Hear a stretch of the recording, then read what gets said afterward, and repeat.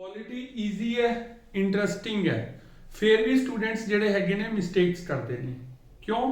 ਕਿਉਂਕਿ ਉਹਨਾਂ ਦਾ ਇੰਟਰਸਟ ਬਣ ਜਾਂਦਾ ਹੈ, ਉਹ ਜ਼ਿਆਦਾ ਪੜ੍ਹਨਾ ਸਟਾਰਟ ਕਰ ਦਿੰਦੇ ਆ, ਜਿੰਨਾ ਕਿ ਰਿਕੁਆਇਰਡ ਹੁੰਦਾ ਉਹਦੇ ਤੋਂ ਜ਼ਿਆਦਾ ਪੜ੍ਹਨਾ ਸ਼ੁਰੂ ਕਰ ਦਿੰਦੇ ਆ, ਜਿਸ ਕਰਕੇ ਉਹਨਾਂ ਦਾ ਟਾਈਮ ਵੇਸਟ ਹੋਣਾ ਸ਼ੁਰੂ ਹੋ ਜਾਂਦਾ। ਤਾਂ ਅਦਰ ਸਬਜੈਕਟਸ ਦਾ ਮੋਸਟ ਇੰਪੋਰਟੈਂਟ ਡਾਟਾ ਪੜ੍ਹਨ ਤੋਂ ਰਹਿ ਜਾਂਦਾ। ਪਹਿਲੀ ਗਲਤੀ ਤਾਂ ਇਹੀ ਹੋ ਗਈ। ਤੇ ਕਈ ਵਾਰ ਕੀ ਹੁੰਦਾ, ਸਟੂਡੈਂਟਸ ਓਵਰ ਕੌਨਫੀਡੈਂਟ ਹੋ ਜਾਂਦੇ ਆ ਵੀ ਪੋਲਿਟੀ ਤਾਂ ਕਰ ਹੀ ਲਵਾਂਗੇ, ਪੋਲਿਟੀ ਤਾਂ ਹੋ ਹੀ ਜਾਂਦੀ ਹੈ, ਇਹ ਤਾਂ ਆਉਂਦੇ ਹੀ ਨੇ ਕੁਐਸਚਨਸ। ਤਾਂ ਪੇਪਰ ਦੇ ਵਿੱਚ ਜਿਹੜਾ ਹੈਗਾ ਕਨਫਿਊਜ਼ਨ ਹੋ ਜਾਂਦੀ ਹੈ, ਕੁਐਸਚਨਸ ਗਲਤ ਹੋ ਜਾਂਦੇ। ਤਾਂ ਇਹ ਜਿਹੀਆਂ ਮਿਸਟੇਕਸ ਤੋਂ ਆਪਾਂ ਨੇ ਬਚਣਾ। ਪੋਲਿਟੀ ਜਿਹੜੀ ਹੈਗੀ ਹੈ ਉਹ ਮੋਸਟ ਇੰਪੋਰਟੈਂਟ ਹੈ, ਹਰ ਪੇਪਰ ਦੇ ਵਿੱਚ ਆਉਂਦੀ ਹੈ। ਰੀਜ਼ਨ ਉਹਦਾ ਸਿੰਪਲ ਇਹੀ ਹੈ ਕਿ ਗਵਰਨਮੈਂਟ ਐਗਜ਼ਾਮ ਦੀ ਤੁਸੀਂ ਤਿਆਰੀ ਕਰ ਰਹੇ ਹੋ, ਪੋਲਿਟੀ ਦੇ ਵਿੱਚ ਤੁਸੀਂ ਗਵਰਨਮੈਂਟ ਦੇ ਬਾਰੇ ਹੀ ਪੜ੍ਹਦੇ ਹੋ, ਸਿਸਟਮ ਦੇ ਬਾਰੇ ਹੀ ਪੜ੍ਹਦੇ ਹੋ। ਤਾਂ ਗਵਰਨਮੈਂਟ ਐਗਜ਼ਾਮ ਦੇ ਵਿੱਚ ਆਣੀ ਹੋਣੀ, ਚਾਹੇ ਤੁਸੀਂ ਪੀਪੀਐਸਸੀ ਦੇ ਪੇਪਰ ਦੀ ਤਿਆਰੀ ਕਰ ਰਹੇ ਹੋ, ਚਾਹੇ ਯੂਪੀਐਸਸੀ, ਚਾਹੇ ਐਸਐਸਸੀ, ਚਾਹੇ PSSB, ਚਾਹੇ ਪੰਜਾਬ ਗਵਰਨਮੈਂਟ ਦੇ ਕੋਈ ਵੀ ਐਗਜ਼ਾਮਸ ਨੇ, ਕੋਈ ਵੀ ਪੇਪਰ ਹੈਗਾ ਪੋਲਿਟੀ ਆਉਂਦੀ ਹੈ। ਡਿਫਰੈਂਸ ਆ ਜਾਂਦਾ ਵੇਟੇਜ ਦੇ ਵਿੱਚ, ਕਿਤੇ ਵੇਟੇਜ ਜ਼ਿਆਦਾ ਹੁੰਦੀ ਹੈ, ਕਿਤੇ ਘੱਟ ਹੁੰਦੀ ਹੈ, ਜਾਂ ਫਿਰ ਜਿਹੜਾ ਹੈਗਾ ਡਿਫਿਕਲਟੀ ਲੈਵਲ ਦੀ ਗੱਲ ਕਰੀਏ ਤਾਂ ਉਹਦੇ ਵਿੱਚ ਵੀ ਥੋੜਾ ਬਹੁਤ ਡਿਫਰੈਂਸ ਆ ਜਾਂਦਾ, ਕਿਤੇ ਥੋੜਾ ਜਿਹਾ ਜ਼ਿਆਦਾ ਆ ਜਾਂਦਾ ਡਿਫਿਕਲਟੀ ਲੈਵਲ, ਕਿਤੇ ਘੱਟ ਆਉਂਦਾ। ਹੁਣ ਪੋਲਿਟੀ ਦੇ ਵਿੱਚ ਆਪਾਂ ਨੂੰ ਕੀ ਕਰਨਾ ਚਾਹੀਦਾ? ਆਪਾਂ ਨੂੰ ਜਿਹੜਾ ਹੈਗਾ ਜਿੰਨਾ ਕਿ ਡਾਟਾ ਰਿਕੁਆਇਰਡ ਹੈ ਸਿਰਫ ਉਹਨਾਂ ਕੀ ਪੜ੍ਹਨਾ ਚਾਹੀਦਾ। ਇਹ ਤੁਹਾਨੂੰ ਸਾਰਿਆਂ ਨੂੰ ਪਤਾ ਹੀ ਹੈ। ਆਪਾਂ ਪੋਲਿਟੀ ਦੇ ਵਿੱਚ ਮੇਨ ਕਨਸਟੀਟਿਊਸ਼ਨ ਪੜ੍ਹਦੇ ਹਾਂ। ਹੁਣ ਇਹ ਬਹੁਤ ਜ਼ਿਆਦਾ ਵਾਸਟ ਹੈ, ਤੁਸੀਂ 4-5 ਸਾਲ ਵੀ ਪੜ੍ਹੋ ਤਾਂ ਵੀ ਇਹ ਪੂਰਾ ਨਾ ਹੋਵੇ, ਬਟ ਆਪਾਂ ਨੂੰ ਉਹਨਾਂ ਰਿਕੁਆਇਰਡ ਹੀ ਨਹੀਂ ਹੈ। ਆਪਾਂ ਨੂੰ ਲਿਮਿਟਿਡ ਜਿਹਾ ਹੀ ਰਿਕੁਆਇਰਡ ਹੈਗਾ।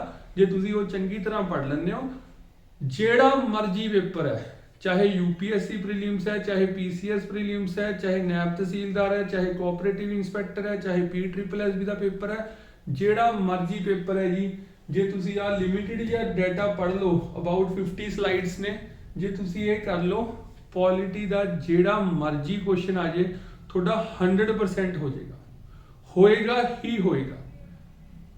ਜੇ ਕੁਐਸਚਨ ਤੁਸੀਂ ਜਿਹੜਾ ਹੈਗਾ ਅਟੈਂਪਟ ਕਰੋਗੇ, ਤੁਹਾਨੂੰ ਆਪਣੇ ਆਪ ਪਤਾ ਲੱਗੂਗਾ ਜਦੋਂ ਕੁਐਸਚਨ ਅਟੈਂਪਟ ਕਰੋਗੇ ਕਿ ਕੁਐਸਚਨ ਜਿਹੜਾ ਹੈਗਾ ਇਸ ਤੋਂ ਬਾਹਰ ਆਉਂਦਾ ਹੀ। ਤਾਂ ਇਹ ਆਪਾਂ ਸਟਾਰਟ ਕਰਾਂਗੇ। ਪੋਲਿਟੀ ਦੀ ਆਲਰੇਡੀ ਇੱਕ ਵੀਡੀਓ ਅਪਲੋਡ ਕਰਤੀ ਹੈ ਸਟੱਡੀ ਸੋਲੂਸ਼ਨ ਦੇ ਉੱਤੇ, ਤੁਸੀਂ ਉਹ ਜ਼ਰੂਰ ਦੇਖੋ ਪਹਿਲਾਂ। ਉਹਦੇ ਵਿੱਚ ਜਿਹੜਾ ਹੈਗਾ ਬੇਸਿਕ ਆਈਡੀਆ ਤੁਹਾਨੂੰ ਦੱਸਿਆ ਹੈ ਵੀ ਬੇਸਿਕ ਸਿਸਟਮ ਕੀ ਹੈ, ਕਨਸਟੀਟਿਊਸ਼ਨ ਦੇ ਵਿੱਚ ਹੈ ਕੀ, ਉਹ ਆਈਡੀਆ ਦੱਸਿਆ। ਉਸ ਤੋਂ ਬਾਅਦ ਜਿਹੜਾ ਹੈਗਾ ਹੁਣ ਆਪਾਂ ਇਹ ਸਾਰੀ ਜਿਹੜਾ ਹੈਗਾ ਸਲਾਈਡਸ ਕੰਪਲੀਟ ਕਰਾਂਗੇ। ਜਿਨ੍ਹਾਂ ਨੇ ਇਹ ਕਰ ਲਿਆ ਇੱਕ ਵਾਰ ਚੰਗੀ ਤਰ੍ਹਾਂ, ਬਸ ਉਹਨਾਂ ਨੂੰ ਲਾਈਫ ਦੇ ਵਿੱਚ ਪੋਲਿਟੀ ਕਦੇ ਪੜ੍ਹਨ ਦੀ ਰਿਕੁਆਇਰਮੈਂਟ ਨਹੀਂ। ਤਾਂ ਇਹ ਜਿੰਨਾ ਵੀ ਡਾਟਾ ਹੈਗਾ PDF ਦੇ ਵਿੱਚ ਤੁਸੀਂ ਸਾਰੇ ਦਾ ਸਾਰਾ ਜ਼ਰੂਰ ਇੱਕ ਵਾਰ ਪੜ੍ਹਨਾ। ਇਹਦੇ ਵਿੱਚੋਂ ਵੀ ਵੈਸੇ ਇਹੀ ਮੋਸਟ ਇੰਪੋਰਟੈਂਟ ਹੀ ਹੈ, ਬਟ ਇਹਦੇ ਵਿੱਚੋਂ ਵੀ ਜਿਹੜਾ ਬਹੁਤ ਹੀ ਜ਼ਿਆਦਾ ਰਿਪੀਟਿਡ ਡਾਟਾ ਹੈਗਾ ਉਹ ਆਪਾਂ ਹੁਣ ਡਿਸਕਸ ਕਰ ਲੈਂਦੇ ਹਾਂ। ਤਾਂ ਜਿਨ੍ਹਾਂ ਨੂੰ ਵੀ ਇਹ PDF ਚਾਹੀਦੀ ਹੈ ਤੁਸੀਂ ਮੈਨੂੰ WhatsApp ਤੇ ਕੰਟੈਕਟ ਕਰ ਸਕਦੇ ਹੋ, ਤੁਹਾਨੂੰ PDF ਮਿਲ ਜੇਗੀ। ਤਾਂ ਸਟਾਰਟ ਕਰਦੇ ਹਾਂ ਜੀ। ਕਨਸਟੀਟਿਊਸ਼ਨ ਦੇ ਵਿੱਚ ਸਭ ਤੋਂ ਪਹਿਲਾਂ ਆਪਾਂ ਨੇ ਪੜ੍ਹਿਆ ਸੀਗਾ, ਥੋੜਾ ਜਿਹਾ ਫੇਰ ਦੱਸ ਦਿੰਦੇ ਹਾਂ। ਵੈਸੇ ਪਿਛਲੀ ਵੀਡੀਓ ਜ਼ਰੂਰ ਦੇਖਿਓ ਇੱਕ ਵਾਰ, ਫੇਰ ਇਹ ਵਾਲੀ ਵੀਡੀਓ ਪੂਰੀ ਸੁਣਿਓ। ਜੇ ਤੁਸੀਂ ਪਿਛਲੀ ਵੀਡੀਓ ਪੂਰੀ ਸੁਣ ਲਓਗੇ, ਤੁਹਾਡਾ ਜਿਹੜਾ ਪੋਲਿਟੀ ਦਾ ਬੇਸ ਹੈ ਉਹ ਬਹੁਤ ਵਧੀਆ ਬਣ ਜਾਏਗਾ। ਤੁਹਾਡੇ 2-3 ਨੰਬਰ ਤਾਂ ਵੈਸੇ ਹੀ ਪੱਕੇ ਹੋ ਜਾਣਗੇ। ਤਾਂ ਸਟੱਡੀ ਸੋਲੂਸ਼ਨ ਦੇ ਉੱਤੇ ਆਲਰੇਡੀ ਇੱਕ ਵੀਡੀਓ ਅਪਲੋਡ ਕੀਤੀ ਹੋਈ ਹੈ ਪੋਲਿਟੀ ਦੀ, ਉਹ ਜ਼ਰੂਰ ਦੇਖਿਓ। ਉਸ ਤੋਂ ਬਾਅਦ ਇਹ ਸਾਰੀ ਵੀਡੀਓ ਦੇਖਿਓ। ਆ ਸਾਰੀ ਜਿਹੜੀ PDF ਹੈ ਸਾਰੀ ਕੰਪਲੀਟ ਕਰਾਂਗੇ। ਇਹ ਕਰ ਲਈ, ਕੰਮ ਖਤਮ, ਬਸ ਇੰਨਾ ਕੀ ਰਿਕੁਆਇਰਡ ਹੈ। ਤਾਂ ਇਹਦੇ ਵਿੱਚ ਜਿਹੜਾ ਹੈਗਾ ਕਨਸਟੀਟਿਊਸ਼ਨ ਪੜ੍ਹਿਆ ਸੀ ਆਪਾਂ ਨੇ ਵੀ ਰੂਲਸ, ਟਰਮਸ, ਕੰਡੀਸ਼ਨਸ, ਲਾਜ਼ ਹੁੰਦੇ ਨੇ ਜਿਨ੍ਹਾਂ ਦੇ ਬੇਸ ਦੇ ਉੱਤੇ ਗਵਰਨਮੈਂਟ ਰਨ ਹੁੰਦੀ ਹੈ, ਦੇਸ਼ ਚੱਲਦਾ ਹੈ। ਤਾਂ ਜ਼ਰੂਰੀ ਹੈ ਜੀ, ਤੁਸੀਂ ਦੇਖ ਹੀ ਰਹੇ ਹੋ ਇੰਨੇ ਜ਼ਿਆਦਾ ਰੂਲਸ ਹੋਣ ਦੇ ਬਾਵਜੂਦ ਵੀ ਕੀ ਹਾਲ ਚੱਲ ਰਿਹਾ। ਜੇ ਰੂਲਸ ਨਾ ਹੋਣ, ਟਰਮਸ ਐਂਡ ਪਾਲਿਸੀਜ਼ ਨਾ ਹੋਣ ਤਾਂ ਕੀ ਹਾਲ ਹੋਏਗਾ ਤੁਸੀਂ ਸੋਚ ਸਕਦੇ ਹੋ। ਤਾਂ ਇਹ ਹੁੰਦਾ ਆਪਣਾ constitution. Broad features of Indian constitution. ਹੁਣ ਮੋਸਟ ਰਿਪੀਟਿਡ ਕੁਐਸਚਨ ਹੁੰਦੇ ਨੇ ਇਹਦੇ ਵਿੱਚੋਂ। ਬੋਰੋਡ ਫੀਚਰਸ ਮਤਲਬ ਵਿਸ਼ੇਸ਼ਤਾਵਾਂ, ਕਰੈਕਟਰਸ ਜਿਹੜੇ ਆਪਾਂ ਨੇ ਕਿਸੇ ਹੋਰ ਦੇਸ਼ ਤੋਂ ਬੋਰੋ ਕੀਤੇ ਹੈ, ਫੋਲੋ ਕੀਤਾ ਸਿਸਟਮ। ਵੀ ਕਿਸੇ ਇੱਕ ਆਸਟ੍ਰੇਲੀਆ ਦੇ ਵਿੱਚ ਇਹ ਸਿਸਟਮ ਚੱਲਦਾ ਸੀਗਾ, ਇੰਡੀਆ ਨੂੰ ਬਹੁਤ ਵਧੀਆ ਲੱਗਿਆ ਵੀ ਹਾਂ ਯਾਰ ਇਹਦੇ ਜਿਹੜਾ ਬਹੁਤ ਜ਼ਿਆਦਾ ਬੈਨੀਫਿਟਸ ਨੇ, ਤਾਂ ਉਹਨਾਂ ਨੇ ਫੋਲੋ ਕਰਨਾ ਸਟਾਰਟ ਕਰਤਾ। ਇਹ ਤਾਂ ਇੱਕ ਬੇਸਿਕ ਲਾਅ ਹੈਗਾ ਲਾਈਫ ਦਾ। ਚਲੋ, ਤਾਂ ਇਹਦੇ ਵਿੱਚ ਜਿਹੜਾ ਹੈਗਾ ਸਭ ਤੋਂ ਪਹਿਲਾਂ ਕੀ ਹੈਗਾ ਜੀ ਮੋਸਟ ਇੰਪੋਰਟੈਂਟ, UK ਤੋਂ ਆਪਾਂ ਨੇ ਫੋਲੋ ਕੀਤਾ ਸਿੰਗਲ ਸਿਟੀਜ਼ਨਸ਼ਿਪ। ਤਾਂ ਇਹਦੇ ਵਿੱਚ ਜਿਹੜਾ ਹੈਗਾ ਸਿੰਗਲ ਸਿਟੀਜ਼ਨਸ਼ਿਪ ਥੋੜਾ ਬਹੁਤ ਇੰਪੋਰਟੈਂਟ ਹੈਗਾ। ਤਾਂ ਮੈਂ ਤੁਹਾਨੂੰ ਜਿਹੜਾ ਹੈਗਾ ਮੋਸਟ ਇੰਪੋਰਟੈਂਟ ਜਾਂ ਮੋਸਟ ਰਿਪੀਟਿਡ ਡਾਟਾ ਕਰਾਵਾਂਗਾ ਹੁਣ। ਤੁਸੀਂ ਉਹ ਕਰ ਲਓ, ਬਾਕੀ ਤੁਸੀਂ ਆਪਣੇ ਐਂਡ ਤੋਂ ਸਾਰੀ ਪੀਡੀਐਫ ਇੱਕ ਵਾਰ ਜ਼ਰੂਰ ਪੜ੍ਹ ਲਿਓ। USA ਪ੍ਰੀਐਮਬਲ ਫੰਡਾਮੈਂਟਲ ਰਾਈਟਸ, ਤਾਂ ਉਹਨੇ ਜਿੰਨੀਆਂ ਵੀ ਟਰਮਸ ਨੇ ਤੁਹਾਡੇ ਸਾਹਮਣੇ ਜਾਂ ਜਿੰਨੀਆਂ ਵੀ ਆਣਗੀਆਂ ਤੁਹਾਨੂੰ ਸਾਰੀਆਂ ਕਲੀਅਰ ਹੋ ਜਾਣਗੀਆਂ ਵਿਦਆਊਟ ਐਨੀ ਡਾਊਟ। ਜੇ ਤੁਸੀਂ ਪਿਛਲੀ ਵੀਡੀਓ ਪੂਰੀ ਸੁਣ ਲਈ ਇੱਕ ਵਾਰ ਕੋਈ ਪ੍ਰੋਬਲਮ ਨਹੀਂ ਆਏਗੀ, ਕਿਉਂਕਿ ਉਹ ਸਾਰਾ ਬੇਸ ਹੈ। ਜੇ ਤੁਸੀਂ ਉਹ ਚੰਗੀ ਤਰ੍ਹਾਂ ਵੀਡੀਓ ਸੁਣ ਲਈ, ਪੋਲਿਟੀ ਤੁਹਾਨੂੰ ਬਹੁਤ ਹੀ ਅੱਛੀ ਤਰ੍ਹਾਂ ਸਮਝ ਆਉਣ ਲੱਗ ਜਾਏਗੀ। ਹੁਣ ਇਹਦੇ ਵਿੱਚ ਜਿਹੜਾ ਹੈਗਾ ਫੰਡਾਮੈਂਟਲ ਰਾਈਟਸ ਵਾਲਾ ਫੀਚਰ ਆਪਾਂ ਨੇ ਕਿੱਥੋਂ ਬੋਰੋ ਕੀਤਾ ਹੈ? USA ਤੋਂ। USA ਤੋਂ ਕਿਹੜਾ ਫੀਚਰ ਬੋਰੋ ਕੀਤਾ ਹੈ? ਪ੍ਰੀਐਮਬਲ ਕੀਤਾ ਹੈ। क्वेश्चन किसी भी तरह आ सकता है। ऑस्ट्रेलिया तो concurrent list most important most repeated concurrent list, तो कॉन्करेंट लिस्ट आप फेडरलिज्म पढ़िया सीगा, ਉਹਦੇ ਵਿੱਚ ਇਹ ਵਰਡ ਹੈਗਾ। ਤਾਂ ਹੁਣ ਮੈਂ ਵਰਡਸ ਨਹੀਂ ਐਕਸਪਲੇਨ ਕਰਾਂਗਾ ਕਿਉਂਕਿ ਮੈਂ ਅਸਿਊਮ ਕਰਕੇ ਚੱਲ ਰਿਹਾ ਵੀ ਤੁਸੀਂ ਉਹ ਪਿਛਲੀ ਵੀਡੀਓ ਪੂਰੀ ਚੰਗੀ ਤਰ੍ਹਾਂ ਦੇਖੋਗੇ, ਫਿਰ ਇਹ ਵੀਡੀਓ ਨੂੰ ਧਿਆਨ ਨਾਲ ਸੁਣੋਗੇ। ਰਸ਼ੀਆ ਫੰਡਾਮੈਂਟਲ ਡਿਊਟੀਜ਼, ਤਾਂ ਕੁਐਸਚਨ ਇਹ ਆਏਗਾ ਫੰਡਾਮੈਂਟਲ ਡਿਊਟੀਜ਼ ਵਾਲਾ ਕਨਸੈਪਟ ਆਪਾਂ ਨੇ ਕਿੱਥੋਂ ਬੋਰੋ ਕੀਤਾ ਹੈ? Russia USSR।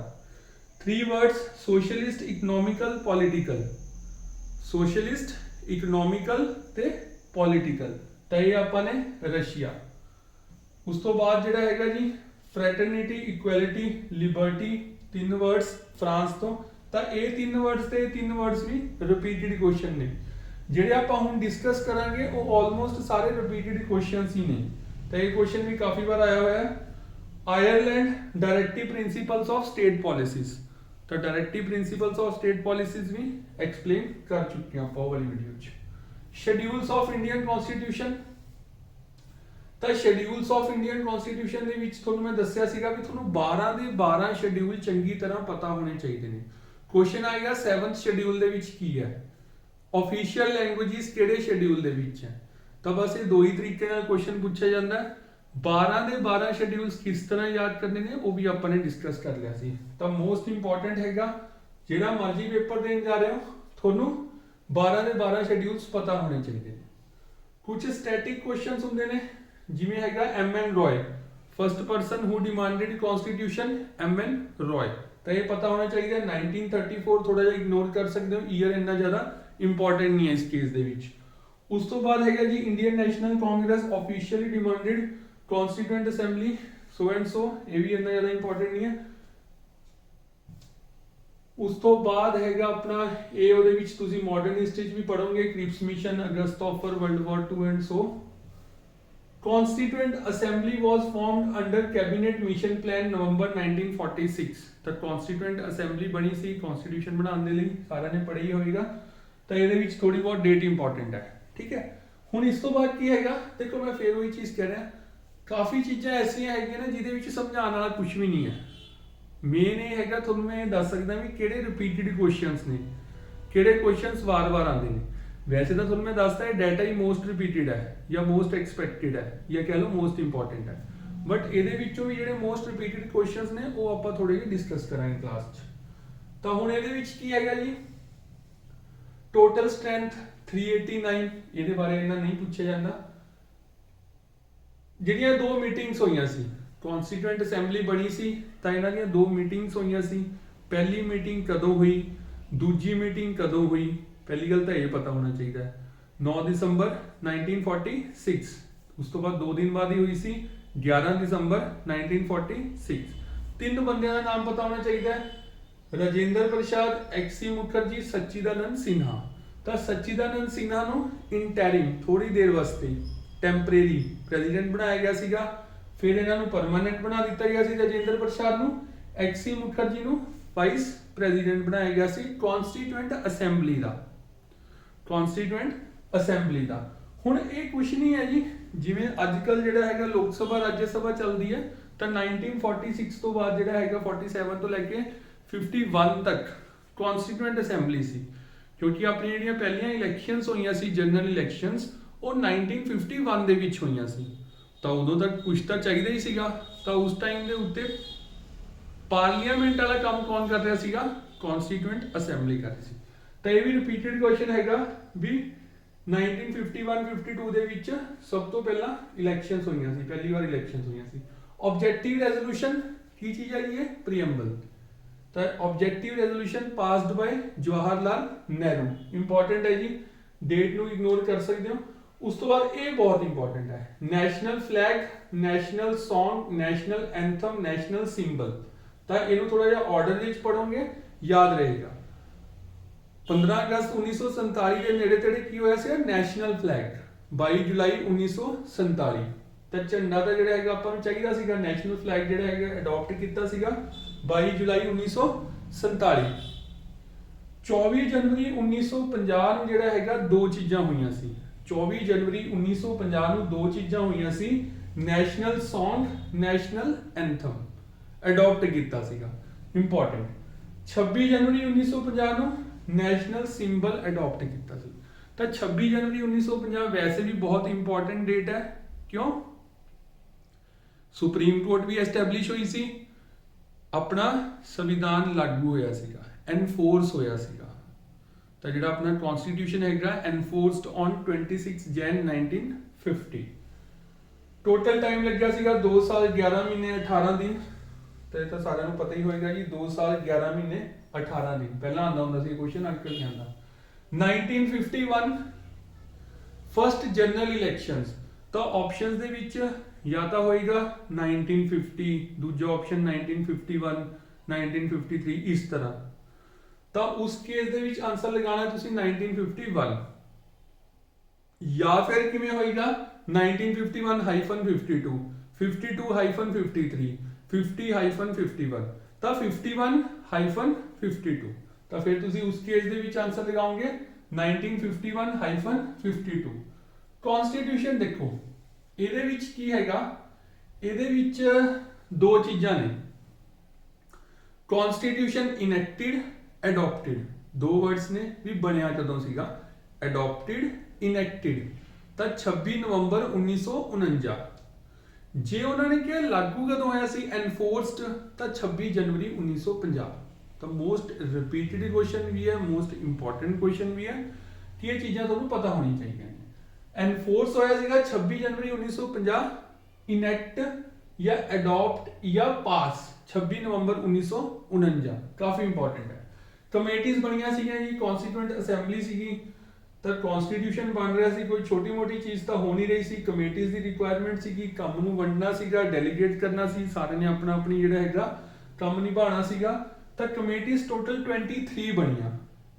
ਪਤਾ ਹੋਣੀਆਂ ਚਾਹੀਦੀਆਂ ਨੇ ਵੀ ਟੋਟਲ ਕਮੇਟੀਆਂ ਕਿੰਨੀਆਂ ਸੀਗੀਆਂ, ਕਿੰਨੀਆਂ ਮੇਜਰ ਸੀਗੀਆਂ, ਕਿੰਨੀਆਂ ਮਾਈਨਰ ਸੀ, ਜਾਂ ਕਹਿ ਲਓ ਵੀ ਮੇਜਰ ਨਹੀਂ ਤਾਂ ਪ੍ਰਾਇਮਰੀ ਕਹਿ ਸਕਦੇ ਹੋ ਵੀ 8 ਸੀਗੀਆਂ ਮੇਨ, 8 ਮੇਨ ਸੀਗੀਆਂ, 15 ਸੈਕੰਡਰੀ ਸੀਗੀਆਂ। ਤਾਂ ਇਹ ਚੀਜ਼ ਵੀ ਪਤਾ ਹੋਣੀ ਚਾਹੀਦੀ ਹੈ। ਉਸ ਤੋਂ ਬਾਅਦ ਇਹਦੇ ਵਿੱਚ ਕੀ ਹੈਗਾ ਇੰਪੋਰਟੈਂਟ ਚੀਜ਼, ਇਹਦੇ ਵਿੱਚ ਹੈਗਾ ਵੀ union power committee, union constitution committee. ਹੁਣ ਜਿਵੇਂ 23 ਕਮੇਟੀਆਂ ਨੇ, ਤਾਂ ਇਹ 23 ਕਮੇਟੀਆਂ ਬਾਰੇ ਪੂਰਾ ਡਿਟੇਲਸ ਨਹੀਂ ਪੜ੍ਹਨਾ ਤੁਸੀਂ। ਤੁਹਾਨੂੰ ਕਿੰਨਾ ਕੁ ਪਤਾ ਹੋਣਾ ਚਾਹੀਦਾ, ਜਿਵੇਂ ਆ 3 ਕਮੇਟੀ ਦੇ ਨਾਮ ਲਿਖੇ ਹੋਏ ਨੇ, ਇਹਨਾਂ ਦੇ ਚੇਅਰਮੈਨ ਕੌਣ ਸੀਗੇ, rules and procedure committee and ਇਸ ਕਮੇਟੀ ਦੇ ਕੌਣ ਸੀਗੇ। ਇਹ ਤਾਂ ਕਿਉਂਕਿ ਇਹ ਰਿਪੀਟਡ ਕੁਐਸਚਨਸ ਨੇ, ਪੁੱਛੇ ਜਾ ਚੁੱਕੇ ਨੇ, ਤਾਂ ਇੰਪੋਰਟੈਂਟ ਹੈ। ਮੋਸਟ ਰਿਪੀਟਡ ਕੁਐਸਚਨ ਹੈਗਾ ਡਰਾਫਟਿੰਗ ਕਮੇਟੀ ਦਾ ਚੇਅਰਮੈਨ ਕੌਣ ਸੀਗਾ, ਡਾਕਟਰ BR ਅੰਬੇਡਕਰ। ਤਾਂ ਕੁਝ ਪਰਸਨੈਲਿਟੀਜ਼ ਇਸ ਤਰ੍ਹਾਂ ਦੀਆਂ ਹੈਗੀਆਂ ਨੇ ਜਿਹੜੀਆਂ ਤੁਹਾਨੂੰ ਮੈਂ ਵਾਰ-ਵਾਰ ਦੱਸੀ ਵੀ ਜਾਵਾਂਗਾ ਕਿ ਉਹਨਾਂ ਬਾਰੇ ਜੇ ਕੁਝ ਵੀ ਆ ਗਿਆ ਤਾਂ ਉਹ ਮੋਸਟ ਇੰਪੋਰਟੈਂਟ ਬਣ ਜਾਂਦਾ। ਜਿਵੇਂ ਮਹਾਤਮਾ ਗਾਂਧੀ ਜੀ ਹੈ, BR ਅੰਬੇਡਕਰ, ਠੀਕ ਹੈ, ਦਾਦਾ ਭਾਈ ਨਰੋਜੀ। ਤਾਂ ਐਵੇਂ ਦੀਆਂ ਕਾਫੀ ਪਰਸਨੈਲਿਟੀਜ਼ ਨੇ ਜਿਨ੍ਹਾਂ ਬਾਰੇ ਕੁਝ ਵੀ ਆ ਗਿਆ ਉਹ ਇੰਪੋਰਟੈਂਟ ਹੈ। ਪਰ ਇਸ ਚੀਜ਼ ਨੂੰ ਅਦਰ ਵੇ 'ਚ ਨਹੀਂ ਲੈਣਾ ਵੀ ਮਹਾਤਮਾ ਗਾਂਧੀ ਬਾਰੇ ਸਭ ਕੁਝ ਮੋਸਟ ਇੰਪੋਰਟੈਂਟ ਹੈ। ਤੁਸੀਂ ਇਹ ਨਹੀਂ ਕਰੋਗੇ ਵੀ ਹੁਣ ਵਿਕੀਪੀਡੀਆ ਜਿਹੜਾ ਹੈਗਾ ਸਟਾਰਟ ਕਰ ਦੋਗੇ ਮਹਾਤਮਾ ਗਾਂਧੀ ਦਾ, ਉਹਨਾਂ ਦੀ ਲਾਈਫ ਬਾਰੇ ਸਭ ਕੁਝ ਪੜ੍ਹਨਾ ਸਟਾਰਟ ਕਰ ਦੋਗੇ। ਨਹੀਂ, ਤੁਸੀਂ ਕੁਝ ਵੀ ਪੜ੍ਹ ਰਹੇ ਹੋ, ਕੋਈ ਵੀ ਸਬਜੈਕਟ ਪੜ੍ਹ ਰਹੇ ਹੋ, ਜੇ ਉਹਦੇ ਵਿੱਚ ਉਹ ਪਰਸਨੈਲਿਟੀਜ਼ ਆ ਰਹੀਆਂ ਨੇ, ਤੁਸੀਂ ਕਰੰਟ ਅਫੇਅਰਸ ਪੜ੍ਹ ਰਹੇ ਹੋ, ਕੁਝ ਵੀ ਪੜ੍ਹ ਰਹੇ ਹੋ, ਹਿਸਟਰੀ ਪੜ੍ਹ ਰਹੇ ਹੋ, ਜੀਓਗ੍ਰਾਫੀ ਪੜ੍ਹ ਰਹੇ ਹੋ, ਪੋਲਿਟੀ ਪੜ੍ਹ ਰਹੇ ਹੋ, ਜੇ ਉਹ ਪਰਸਨੈਲਿਟੀਜ਼ ਆ ਰਹੀਆਂ ਨੇ ਤਾਂ ਉਹ ਜਿਹੜਾ ਡਾਟਾ ਹੈਗਾ ਉਹ ਮੋਸਟ ਇੰਪੋਰਟੈਂਟ ਬਣ ਜਾਂਦਾ। ਤਾਂ ਇਸ ਤਰ੍ਹਾਂ ਦੀਆਂ ਪਰਸਨੈਲਿਟੀਜ਼ ਆਪਾਂ ਨਾਲ ਡਿਸਕਸ ਕਰਾਂਗੇ। ਡਰਾਫਟਿੰਗ ਕਮੇਟੀ ਦੇ ਚੇਅਰਮੈਨ ਸੀਗੇ BR ਅੰਬੇਡਕਰ। ਉਸ ਤੋਂ ਬਾਅਦ ਜਿਹੜਾ ਡਾਟਾ ਹੈਗਾ ਥੋੜਾ ਜਿਹਾ ਘੱਟ ਇੰਪੋਰਟੈਂਟ ਹੈ। ਪ੍ਰੀਐਂਬਲ, ਤਾਂ ਪ੍ਰੀਐਂਬਲ ਬਾਰੇ ਡਿਟੇਲਸ 'ਚ ਆਪਾਂ ਨੇ ਡਿਸਕਸ ਕਰ ਹੀ ਲਿਆ। ਹੁਣ ਪ੍ਰੀਐਂਬਲ ਦੇ ਵਿੱਚ ਕੀ ਹੈਗਾ, ਪ੍ਰੀਐਂਬਲ ਦੇ ਵਿੱਚ ਕੀ ਹੈਗਾ ਜੀ, ਪਹਿਲੀ ਚੀਜ਼ ਜਿੰਨੇ ਵੀ ਪ੍ਰੀਐਂਬਲ ਦੇ ਵਿੱਚ ਵਰਡਸ ਨੇ ਤੁਹਾਨੂੰ ਉਹਨਾਂ ਦਾ ਮਤਲਬ ਪਤਾ ਹੋਣਾ ਚਾਹੀਦਾ ਹੈ। ਕਿਹੜੇ ਵਰਡਸ ਪ੍ਰੀਐਮਬਲ ਦੇ ਵਿੱਚ ਹੈਗੇ ਨੇ ਇਹ ਚੀਜ਼ ਪਤਾ ਹੋਣੀ ਚਾਹੀਦੀ ਹੈ। ਕੁਐਸਚਨ ਆ ਜਾਂਦਾ ਵੀ ਇਹ ਵਰਡ ਪ੍ਰੀਐਮਬਲ ਦੇ ਵਿੱਚ ਹੈ ਕਿ ਨਹੀਂ, ਇਹਨਾਂ ਦੇ ਵਿੱਚੋਂ ਕਿਹੜਾ ਵਰਡ ਪ੍ਰੀਐਮਬਲ 'ਚ ਹੈ, ਇਹਨਾਂ ਦੇ ਵਿੱਚੋਂ ਕਿਹੜਾ ਵਰਡ ਪ੍ਰੀਐਮਬਲ ਦੇ ਵਿੱਚ ਨਹੀਂ ਹੈ। ਤਾਂ ਕੁਐਸਚਨ ਕਿਸੇ ਵੀ ਤਰ੍ਹਾਂ ਆ ਸਕਦਾ ਹੈ। ਹਾਂ, ਜੇ ਤੁਸੀਂ ਕਹੋ ਵੀ ਤੁਹਾਨੂੰ ਸਾਰਾ ਪ੍ਰੀਐਮਬਲ ਯਾਦ ਹੋਣਾ ਚਾਹੀਦਾ, ਨਹੀਂ, ਉਹਦੀ ਰਿਕੁਆਇਰਮੈਂਟ ਨਹੀਂ ਹੈ ਵੀ ਸਾਰਾ ਪ੍ਰੀਐਮਬਲ ਯਾਦ ਕਰੋ, ਨਹੀਂ, ਪਰ ਤੁਹਾਨੂੰ ਪਤਾ ਹੋਣਾ ਚਾਹੀਦਾ ਹੈ। ਤੁਸੀਂ 2-3 ਵਾਰ ਰੀਡ ਕਰੋਗੇ ਤੁਹਾਨੂੰ ਆਪਣੇ ਆਪ ਪਤਾ ਲੱਗ ਜਾਊਗਾ। ਉਸ ਤੋਂ ਬਾਅਦ ਜਿਹੜਾ ਹੈਗਾ ਜੀ ਪ੍ਰੀਐਮਬਲ ਦੇ ਨਾਲ ਜਿਹੜੇ ਰਿਲੇਟਡ ਕੁਐਸਚਨਸ ਨੇ ਉਹ 2-3 ਹੈਗੇ ਨੇ। ਜਿਵੇਂ ਸਭ ਤੋਂ ਪਹਿਲਾਂ ਤਾਂ 2 ਕੇਸ ਨੇ, ਕੇਸ਼ਵਾਨੰਦਾ ਭਾਰਤੀ ਕੇਸ ਤੇ ਬੇਰੂਬੇਰੀ ਕੇਸ। ਹੁਣ ਤੁਸੀਂ ਇਹ ਨਹੀਂ ਕਹਿਣਾ ਵੀ ਮੈਂ ਕੇਸ ਸਟੱਡੀ ਕਰਾਂਗਾ, ਵੀ ਮੈਂ ਜਿਹੜਾ ਹੈਗਾ ਡਿਟੇਲਸ 'ਚ ਪੜਾਂਗਾ, ਨਹੀਂ, ਤੁਹਾਨੂੰ ਜਿਹੜਾ ਹੈਗਾ ਕੇਸ ਕੋਈ ਵੀ ਆਂਦਾ ਤਾਂ ਤੁਹਾਨੂੰ ਉਹਦਾ ਫਾਈਨਲ ਵਰਡਿਕਟ ਪਤਾ ਹੋਣਾ ਚਾਹੀਦਾ, ਜਾਂ ਕੁਝ ਕੇਸ ਇਸ ਤਰ੍ਹਾਂ ਦੇ ਹੈਗੇ ਜਿਹਦਾ ਤੁਹਾਨੂੰ ਈਅਰ ਵੀ ਪਤਾ ਹੋਣਾ ਚਾਹੀਦਾ। ਜਿਵੇਂ ਕੇਸ਼ਵਾਨੰਦਾ ਭਾਰਤੀ ਕੇਸ ਹੈ 1973, ਇਹ ਈਅਰ ਵੀ ਇੰਪੋਰਟੈਂਟ ਹੈ, ਇਹ ਇੰਨਾ ਜ਼ਿਆਦਾ ਇੰਪੋਰਟੈਂਟ ਨਹੀਂ ਹੈ 1960, ਪਰ ਬੇਰੂਬੇਰੀ ਕੇਸ ਪਹਿਲਾਂ ਹੋਇਆ ਸੀ, ਇਹ ਪਤਾ ਹੋਣਾ ਚਾਹੀਦਾ ਕਿਉਂਕਿ ਉਹਦੀ ਜਿਹੜਾ ਹੈਗਾ ਅਪੋਜ਼ ਦੇ ਵਿੱਚ ਇਹ ਸੀਗਾ, ਹੁਣ ਉਹਨੂੰ ਵੀ ਕੰਟਰਡਿਕਟ ਕੀਤਾ ਸੀਗਾ। ਤਾਂ ਬੇਰੂਬੇਰੀ ਕੇਸ 1960 ਦੇ ਵਿੱਚ ਕੀ ਹੋਇਆ ਸੀਗਾ, ਜਿਹੜਾ ਉਹਦਾ ਫਾਈਨਲ ਵਰਡਿਕਟ ਸੀਗਾ, ਜਿਹੜਾ ਉਹਦਾ ਫੈਸਲਾ ਸੀਗਾ ਲਾਸਟ ਦੇ ਵਿੱਚ, ਉਹਨੇ ਕਿਹਾ ਸੀਗਾ preamble is not a part of constitution. Preamble ਨੂੰ ਜਿਹੜਾ ਹੈਗਾ ਉਹਨੇ ਕਿਹਾ ਸੀ ਵੀ ਕਨਸਟੀਟਿਊਸ਼ਨ ਦਾ ਪਾਰਟ ਨਹੀਂ ਹੈ। ਬਟ ਜਦੋਂ ਕੇਸ਼ਵਾਨੰਦਾ ਭਾਰਤੀ ਕੇਸ ਹੋਇਆ ਤਾਂ ਉਹਨਾਂ ਨੇ ਆਪਣਾ ਵਰਡਿਕਟ ਕੀ ਕਿਹਾ ਕਿ preamble is an integral part of constitution. Preamble constitution ਦਾ ਪੂਰਾ ਪਾਰਟ ਹੈ। It can be amended also, ਇਸ ਨੂੰ ਅਮੈਂਡ ਵੀ ਕੀਤਾ ਜਾ ਸਕਦਾ ਹੈ, ਐਡਿਟ ਵੀ ਕੀਤਾ ਜਾ ਸਕਦਾ, ਕਹਿ ਸਕਦੇ ਹੋ। ਉਸ ਤੋਂ ਬਾਅਦ ਉਹ ਕਹਿੰਦਾ but the basic structure of the constitution ਜਾਂ basic structure should remain same, ਵੀ ਜਿਹੜੇ ਬੇਸਿਕ ਪ੍ਰਿੰਸੀਪਲਸ ਤੇ ਬੇਸਿਕ ਢਾਂਚੇ ਤੇ ਉਹ ਬਣਿਆ ਹੋਇਆ ਤੁਸੀਂ ਉਹਨੂੰ ਨਹੀਂ ਚੇਂਜ ਕਰ ਸਕਦੇ। ਇਹ ਨਹੀਂ ਵੀ ਤੁਸੀਂ ਜਿਸ ਤੇ ਉਹ ਬਣਿਆ ਹੋਇਆ ਬੇਸਿਕ ਢਾਂਚੇ ਤੇ ਬੇਸਿਕ ਪ੍ਰਿੰਸੀਪਲਸ ਤੇ ਵੀ ਤੁਸੀਂ ਉਹਦੇ 'ਚ ਹੀ ਚੇਂਜਸ ਲਿਆਓਗੇ। ਹਾਂ, ਚੇਂਜਸ ਲੈ ਕੇ ਆ ਸਕਦੇ ਹੋ, ਅਮੈਂਡ ਕੀਤਾ ਜਾ ਸਕਦਾ ਹੈ। ਪ੍ਰੀਐਮਬਲ ਪੂਰਾ ਪਾਰਟ ਹੈਗਾ ਕਨਸਟੀਟਿਊਸ਼ਨ ਦਾ। ਤਾਂ ਇਹ ਇਹਦਾ ਫਾਈਨਲ ਵਰਡਿਕਟ ਸੀਗਾ। 42nd ਅਮੈਂਡਮੈਂਟ 1976 ਬਹੁਤ ਹੀ ਇੰਪੋਰਟੈਂਟ ਹੈ ਜੀ, ਮਿਨੀ ਕਨਸਟੀਟਿਊਸ਼ਨ ਕਿਹਾ ਜਾਂਦਾ ਕਿਉਂਕਿ ਇਹਦੇ ਵਿੱਚ ਬਹੁਤ ਹੀ ਚੇਂਜਸ ਆ ਗਏ ਸੀ, ਬਹੁਤ ਹੀ ਅਮੈਂਡਮੈਂਟਸ ਹੋਈਆਂ ਸੀ, ਬਹੁਤ ਕੁਝ ਨਵਾਂ ਆ ਗਿਆ ਸੀ, ਤਾਂ ਇਹਨੂੰ ਮਿਨੀ ਕਨਸਟੀਟਿਊਸ਼ਨ ਦਾ ਨਾਮ ਦਿੱਤਾ ਗਿਆ। ਇਹਦੇ ਵਿੱਚ 3 ਵਰਡਸ ਨੇ, ਸੋਸ਼ਲਿਸਟ, ਸੈਕੂਲਰ, ਇੰਟੈਗ੍ਰਿਟੀ। ਤਾਂ ਸੋਸ਼ਲਿਸਟ, ਸੈਕੂਲਰ, ਇੰਟੈਗ੍ਰਿਟੀ, ਇਹ 3 ਵਰਡਸ ਇਹਦੇ ਵਿੱਚ ਜਿਹੜਾ ਹੈਗਾ ਇੰਕਲੂਡ ਕੀਤੇ ਗਏ ਸੀਗੇ। ਪਹਿਲਾਂ ਇਹ ਨਹੀਂ ਸੀਗੇ ਤਾਂ ਬਾਅਦ ਦੇ ਵਿੱਚ ਇੰਕਲੂਡ ਕੀਤੇ ਗਏ ਸੀ ਥਰੂ ਦਿਸ ਅਮੈਂਡਮੈਂਟ। ਤਾਂ ਜਿੰਨੀਆਂ ਵੀ ਟਰਮਸ ਮੈਂ ਯੂਜ਼ ਕਰ ਰਿਹਾ ਕਿਸੇ ਦਾ ਮਤਲਬ ਨਹੀਂ ਦੱਸ ਰਿਹਾ, ਉਹਦਾ ਰੀਜ਼ਨ ਇਹ ਹੈ ਕਿ ਜਿਹੜੀ ਫਰਸਟ ਵੀਡੀਓ ਅਪਲੋਡ ਕੀਤੀ ਹੋਈ ਹੈ ਸਟੱਡੀ ਸੋਲੂਸ਼ਨ ਦੇ ਉੱਤੇ, ਉਹਦੇ ਵਿੱਚ ਸਭ ਕੁਝ ਐਕਸਪਲੇਨ ਕਰ ਚੁੱਕਿਆ। ਤਾਂ ਫਿਰ ਮੈਂ ਉਹੀ ਚੀਜ਼ ਰਿਪੀਟ ਕਰ ਰਿਹਾ ਕਿ ਮੈਂ ਇਹ ਅਸਿਊਮ ਕਰਕੇ ਚੱਲ ਰਿਹਾ ਵੀ ਤੁਸੀਂ ਪਹਿਲਾਂ ਉਹ ਵੀਡੀਓ ਪੂਰੀ ਅੱਛੀ ਤਰ੍ਹਾਂ ਦੇਖ ਲਈ, ਫਿਰ ਇਹ ਵੀਡੀਓ ਪੂਰੀ ਦੇਖ ਰਹੇ ਹੋ। ਸੋਸ਼ਲਿਸਟ, ਸੈਕੂਲਰ, ਇੰਟੈਗ੍ਰਿਟੀ, ਤਾਂ ਇਹ 3 ਵਰਡਸ ਇੰਕਲੂਡ ਕੀਤੇ ਗਏ ਸੀਗੇ, ਸੋਸ਼ਲਿਸਟ, ਸੈਕੂਲਰ, ਇੰਟੈਗ੍ਰਿਟੀ। ਬਹੁਤ ਹੀ ਰਿਪੀਟਡ ਵਰਡਸ ਨੇ ਜੀ। Which of the following words added to the preamble by which amendment, ਜਾਂ 42nd ਅਮੈਂਡਮੈਂਟ 1976 ਦੇ ਵਿੱਚ ਕਿਹੜੇ 3 ਵਰਡਸ ਐਡ ਹੋਏ ਸੀ, ਕੁਐਸਚਨ ਕਿਸੇ ਵੀ ਤਰ੍ਹਾਂ ਆ ਸਕਦਾ ਹੈ। ਉਸ ਤੋਂ ਬਾਅਦ ਜਿਹੜਾ ਹੈਗਾ ਆਪਣਾ ਕਨਸਟੀਟਿਊਸ਼ਨ ਗ੍ਰੈਜੂਅਲੀ ਸਟਾਰਟ ਕਰਾਂਗੇ, ਜਿਵੇਂ ਪਾਰਟ 1 ਆਰਟੀਕਲ 1 to 4 ਇਹ ਵੀ ਪੜਿਆ ਸੀ ਆਪਾਂ ਨੇ।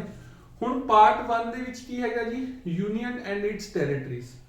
ਤਾਂ ਯੂਨੀਅਨ ਐਂਡ ਇਟਸ ਟੈਰੀਟਰੀਜ਼ ਬਾਰੇ ਕੋਈ ਵੀ ਰੂਲਸ ਨੇ, ਟਰਮਸ, ਕੰਡੀਸ਼ਨਸ, ਪਾਲਿਸੀਜ਼ ਜਾਂ ਜੋ ਵੀ ਹੈਗਾ ਉਹ ਪਹਿਲੇ ਪਾਰਟ ਦੇ ਵਿੱਚ ਯੂਨੀਅਨ ਐਂਡ ਟੈਰੀਟਰੀਜ਼ ਬਾਰੇ ਹੈਗਾ। ਤਾਂ article 1 India that is Bharat shall be a union of states. ਤਾਂ ਤੁਹਾਨੂੰ ਪਹਿਲੇ ਆਰਟੀਕਲ ਬਾਰੇ ਤਾਂ ਪੂਰਾ ਪਤਾ ਹੀ ਹੋਣਾ ਚਾਹੀਦਾ ਜੀ, ਕਿਹੜੇ 2 ਨਾਮ ਯੂਜ਼ ਹੁੰਦੇ ਨੇ, ਹਿੰਦੁਸਤਾਨ ਨਾਮ ਨਹੀਂ ਯੂਜ਼ ਹੁੰਦਾ। ਤਾਂ ਕਈ ਵਾਰ ਇਸ ਤਰ੍ਹਾਂ ਵੀ ਕੁਐਸਚਨ ਆ ਜਾਂਦਾ ਵੀ ਕਿਹੜੇ ਨਾਮ ਯੂਜ਼ ਹੁੰਦੇ ਨੇ, Hindustan, Bharat, India and so question ਕਿਸੇ ਵੀ ਤਰ੍ਹਾਂ ਆ ਸਕਦਾ। ਹੁਣ ਇੱਕ ਵਰਡ ਹੈਗਾ ਯੂਨੀਅਨ ਆਫ ਸਟੇਟਸ, ਇੱਕ ਵਰਡ ਹੈਗਾ ਜੀ ਯੂਨੀਅਨ ਆਫ ਸਟੇਟਸ, ਇੱਕ ਹੈਗਾ ਯੂਨੀਅਨ ਆਫ ਇੰਡੀਆ ਵੀ ਕਹਿ ਸਕਦੇ ਹੋ, ਟੈਰੀਟਰੀ ਆਫ ਇੰਡੀਆ ਦੂਜਾ ਵਰਡ। ਜਦੋਂ ਗੱਲ ਹੋ ਰਹੀ ਹੈ ਯੂਨੀਅਨ ਆਫ ਇੰਡੀਆ ਦੀ ਤਾਂ ਉਹਦੇ ਵਿੱਚ ਗੱਲ ਹੋਏਗੀ ਸਿਰਫ ਸਟੇਟਸ ਦੀ, ਜਦੋਂ ਟੈਰੀਟਰੀ ਦੀ ਗੱਲ ਹੋਏਗੀ ਤਾਂ ਉਹਦੇ ਵਿੱਚ ਟੈਰੀਟਰੀ ਵੀ ਆ ਜਾਊਗੀ। ਇਹਦਾ ਮਤਲਬ ਇਹੀ ਹੋਇਆ ਕਿ ਜਿਹੜਾ ਟੈਰੀਟਰੀ ਆਫ ਇੰਡੀਆ ਹੈਗਾ ਉਹ ਵਾਈਡਰ ਹੈ, ਉਹ ਜ਼ਿਆਦਾ ਵੱਡਾ ਹੈਗਾ, ਯੂਨੀਅਨ ਆਫ ਇੰਡੀਆ ਛੋਟਾ ਹੈਗਾ। ਤਾਂ ਇਹ ਚੀਜ਼ ਉਰੇ ਲਿਖੀ ਹੋਈ ਹੈ ਜੀ। ਆਰਟੀਕਲ 2, ਆਰਟੀਕਲ 2 ਦੇ ਵਿੱਚ ਕੀ ਹੈਗਾ, ਕੋਈ ਵੀ ਨਵੀਆਂ ਸਟੇਟਸ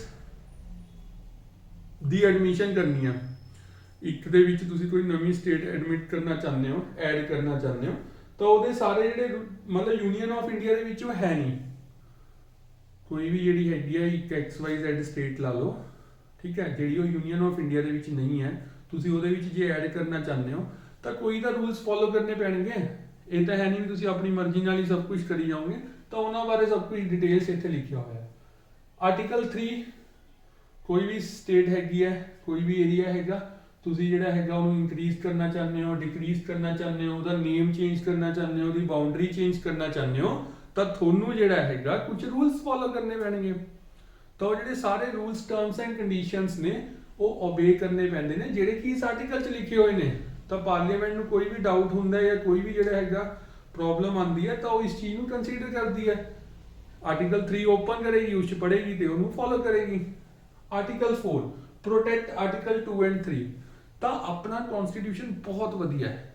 ਉਹਦਾ ਇੱਕ ਰੀਜ਼ਨ ਇਹ ਵੀ ਹੈ ਕਿ ਉਹਨੇ ਜੋ ਵੀ ਲਿਖਿਆ ਹੋਇਆ ਹੈ ਉਸ ਚੀਜ਼ ਨੂੰ ਅੱਗੇ ਦੱਸਿਆ ਵੀ ਹੋਇਆ ਕਿ ਹਾਂ ਉਹ ਬਿਲਕੁਲ ਸਹੀ ਹੈ, ਤੁਸੀਂ ਉਹਨੂੰ ਫੋਲੋ ਕਰਨਾ ਹੈ। ਮਤਲਬ ਇੱਕ ਆਰਟੀਕਲ 2 ਆਰਟੀਕਲਸ ਨੂੰ ਸੇਵ ਕਰਦਾ ਹੈ, ਪ੍ਰੋਟੈਕਟ ਕਰਦਾ ਹੈ। ਇੱਕ ਆਰਟੀਕਲ ਪਹਿਲਾਂ ਦੱਸ ਦਿੰਦੇ ਆ, ਫਿਰ ਅੱਗੇ ਦੱਸਦੇ ਵੀ ਹਾਂ ਤੁਸੀਂ ਜੋ ਉਹਦੇ 'ਚ ਲਿਖਿਆ ਹੋਇਆ ਉਹ ਬਿਲਕੁਲ ਸਹੀ ਹੈ, ਤੁਸੀਂ ਉਹਨੂੰ ਫੋਲੋ ਕਰਨਾ ਹੈ।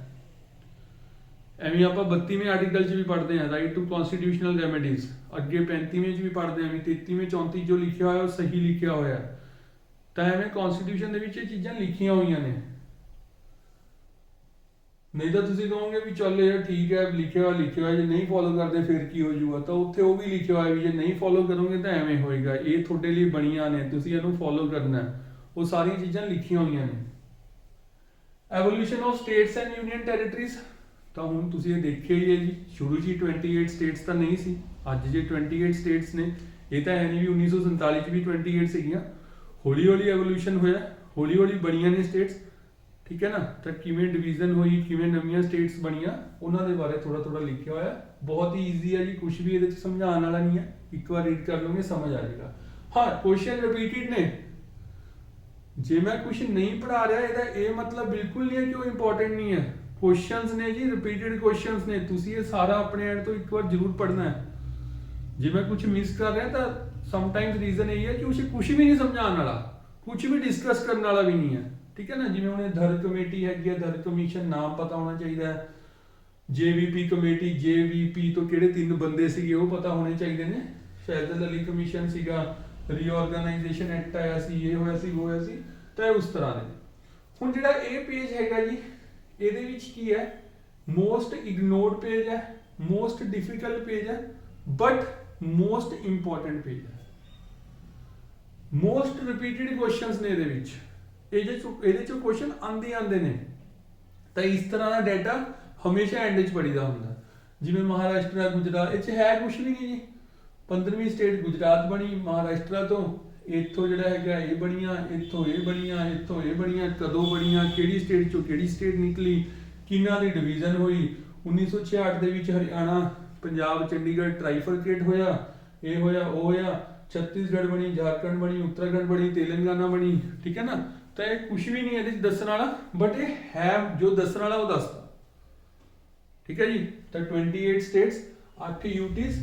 ਤਾਂ ਇਹਨੂੰ ਇਗਨੋਰ ਨਾ ਕਰਿਓ, ਇਸ 'ਚੋਂ ਕੁਐਸਚਨ ਆਣਾ ਹੀ ਆਣਾ, ਚਾਹੇ ਜਿਹੜਾ ਮਰਜ਼ੀ ਪੇਪਰ ਦੇ ਦਿਓ। ਤਾਂ ਪਾਰਟ 2 ਸਿਟੀਜ਼ਨਸ਼ਿਪ। ਹੁਣ ਸਿਟੀਜ਼ਨਸ਼ਿਪ ਦੇ ਵਿੱਚ ਕੀ ਹੈ, 5 ਤੋਂ ਲੈ ਕੇ 11 ਆਰਟੀਕਲਸ ਨੇ। ਸਿਟੀਜ਼ਨਸ਼ਿਪ ਨਾਲ ਡੀਲ ਕਰਦੇ ਨੇ, ਬਹੁਤ ਜ਼ਿਆਦਾ ਡਿਟੇਲਸ ਪੜ੍ਹਨ ਦੀ ਰਿਕੁਆਇਰਮੈਂਟ ਨਹੀਂ ਹੈ। ਤੁਹਾਨੂੰ ਸਿਰਫ ਇਹ ਪਤਾ ਹੋਣਾ ਚਾਹੀਦਾ ਹੈ ਵੀ ਸਿਟੀਜ਼ਨਸ਼ਿਪ ਨੂੰ ਐਕਵਾਇਰ ਕਰਨ ਦੇ ਕੀ ਮੈਥਡਸ ਨੇ। ਸਿਰਫ ਨਾਮ ਪਤਾ ਹੋਣੇ ਚਾਹੀਦੇ ਨੇ। ਜਿਹੜੇ 5 ਨਾਮ ਹੈਗੇ ਨੇ ਵੀ ਤੁਸੀਂ ਜਿਹੜਾ ਹੈਗਾ ਬਾਈ ਬਰਥ ਕਰ ਸਕਦੇ ਹੋ, by descent, by registration, by naturalisation, by incorporation of territory. ਤੁਹਾਨੂੰ ਇਹ ਨਾਮ ਪਤਾ ਹੋਣੇ ਚਾਹੀਦੇ ਨੇ।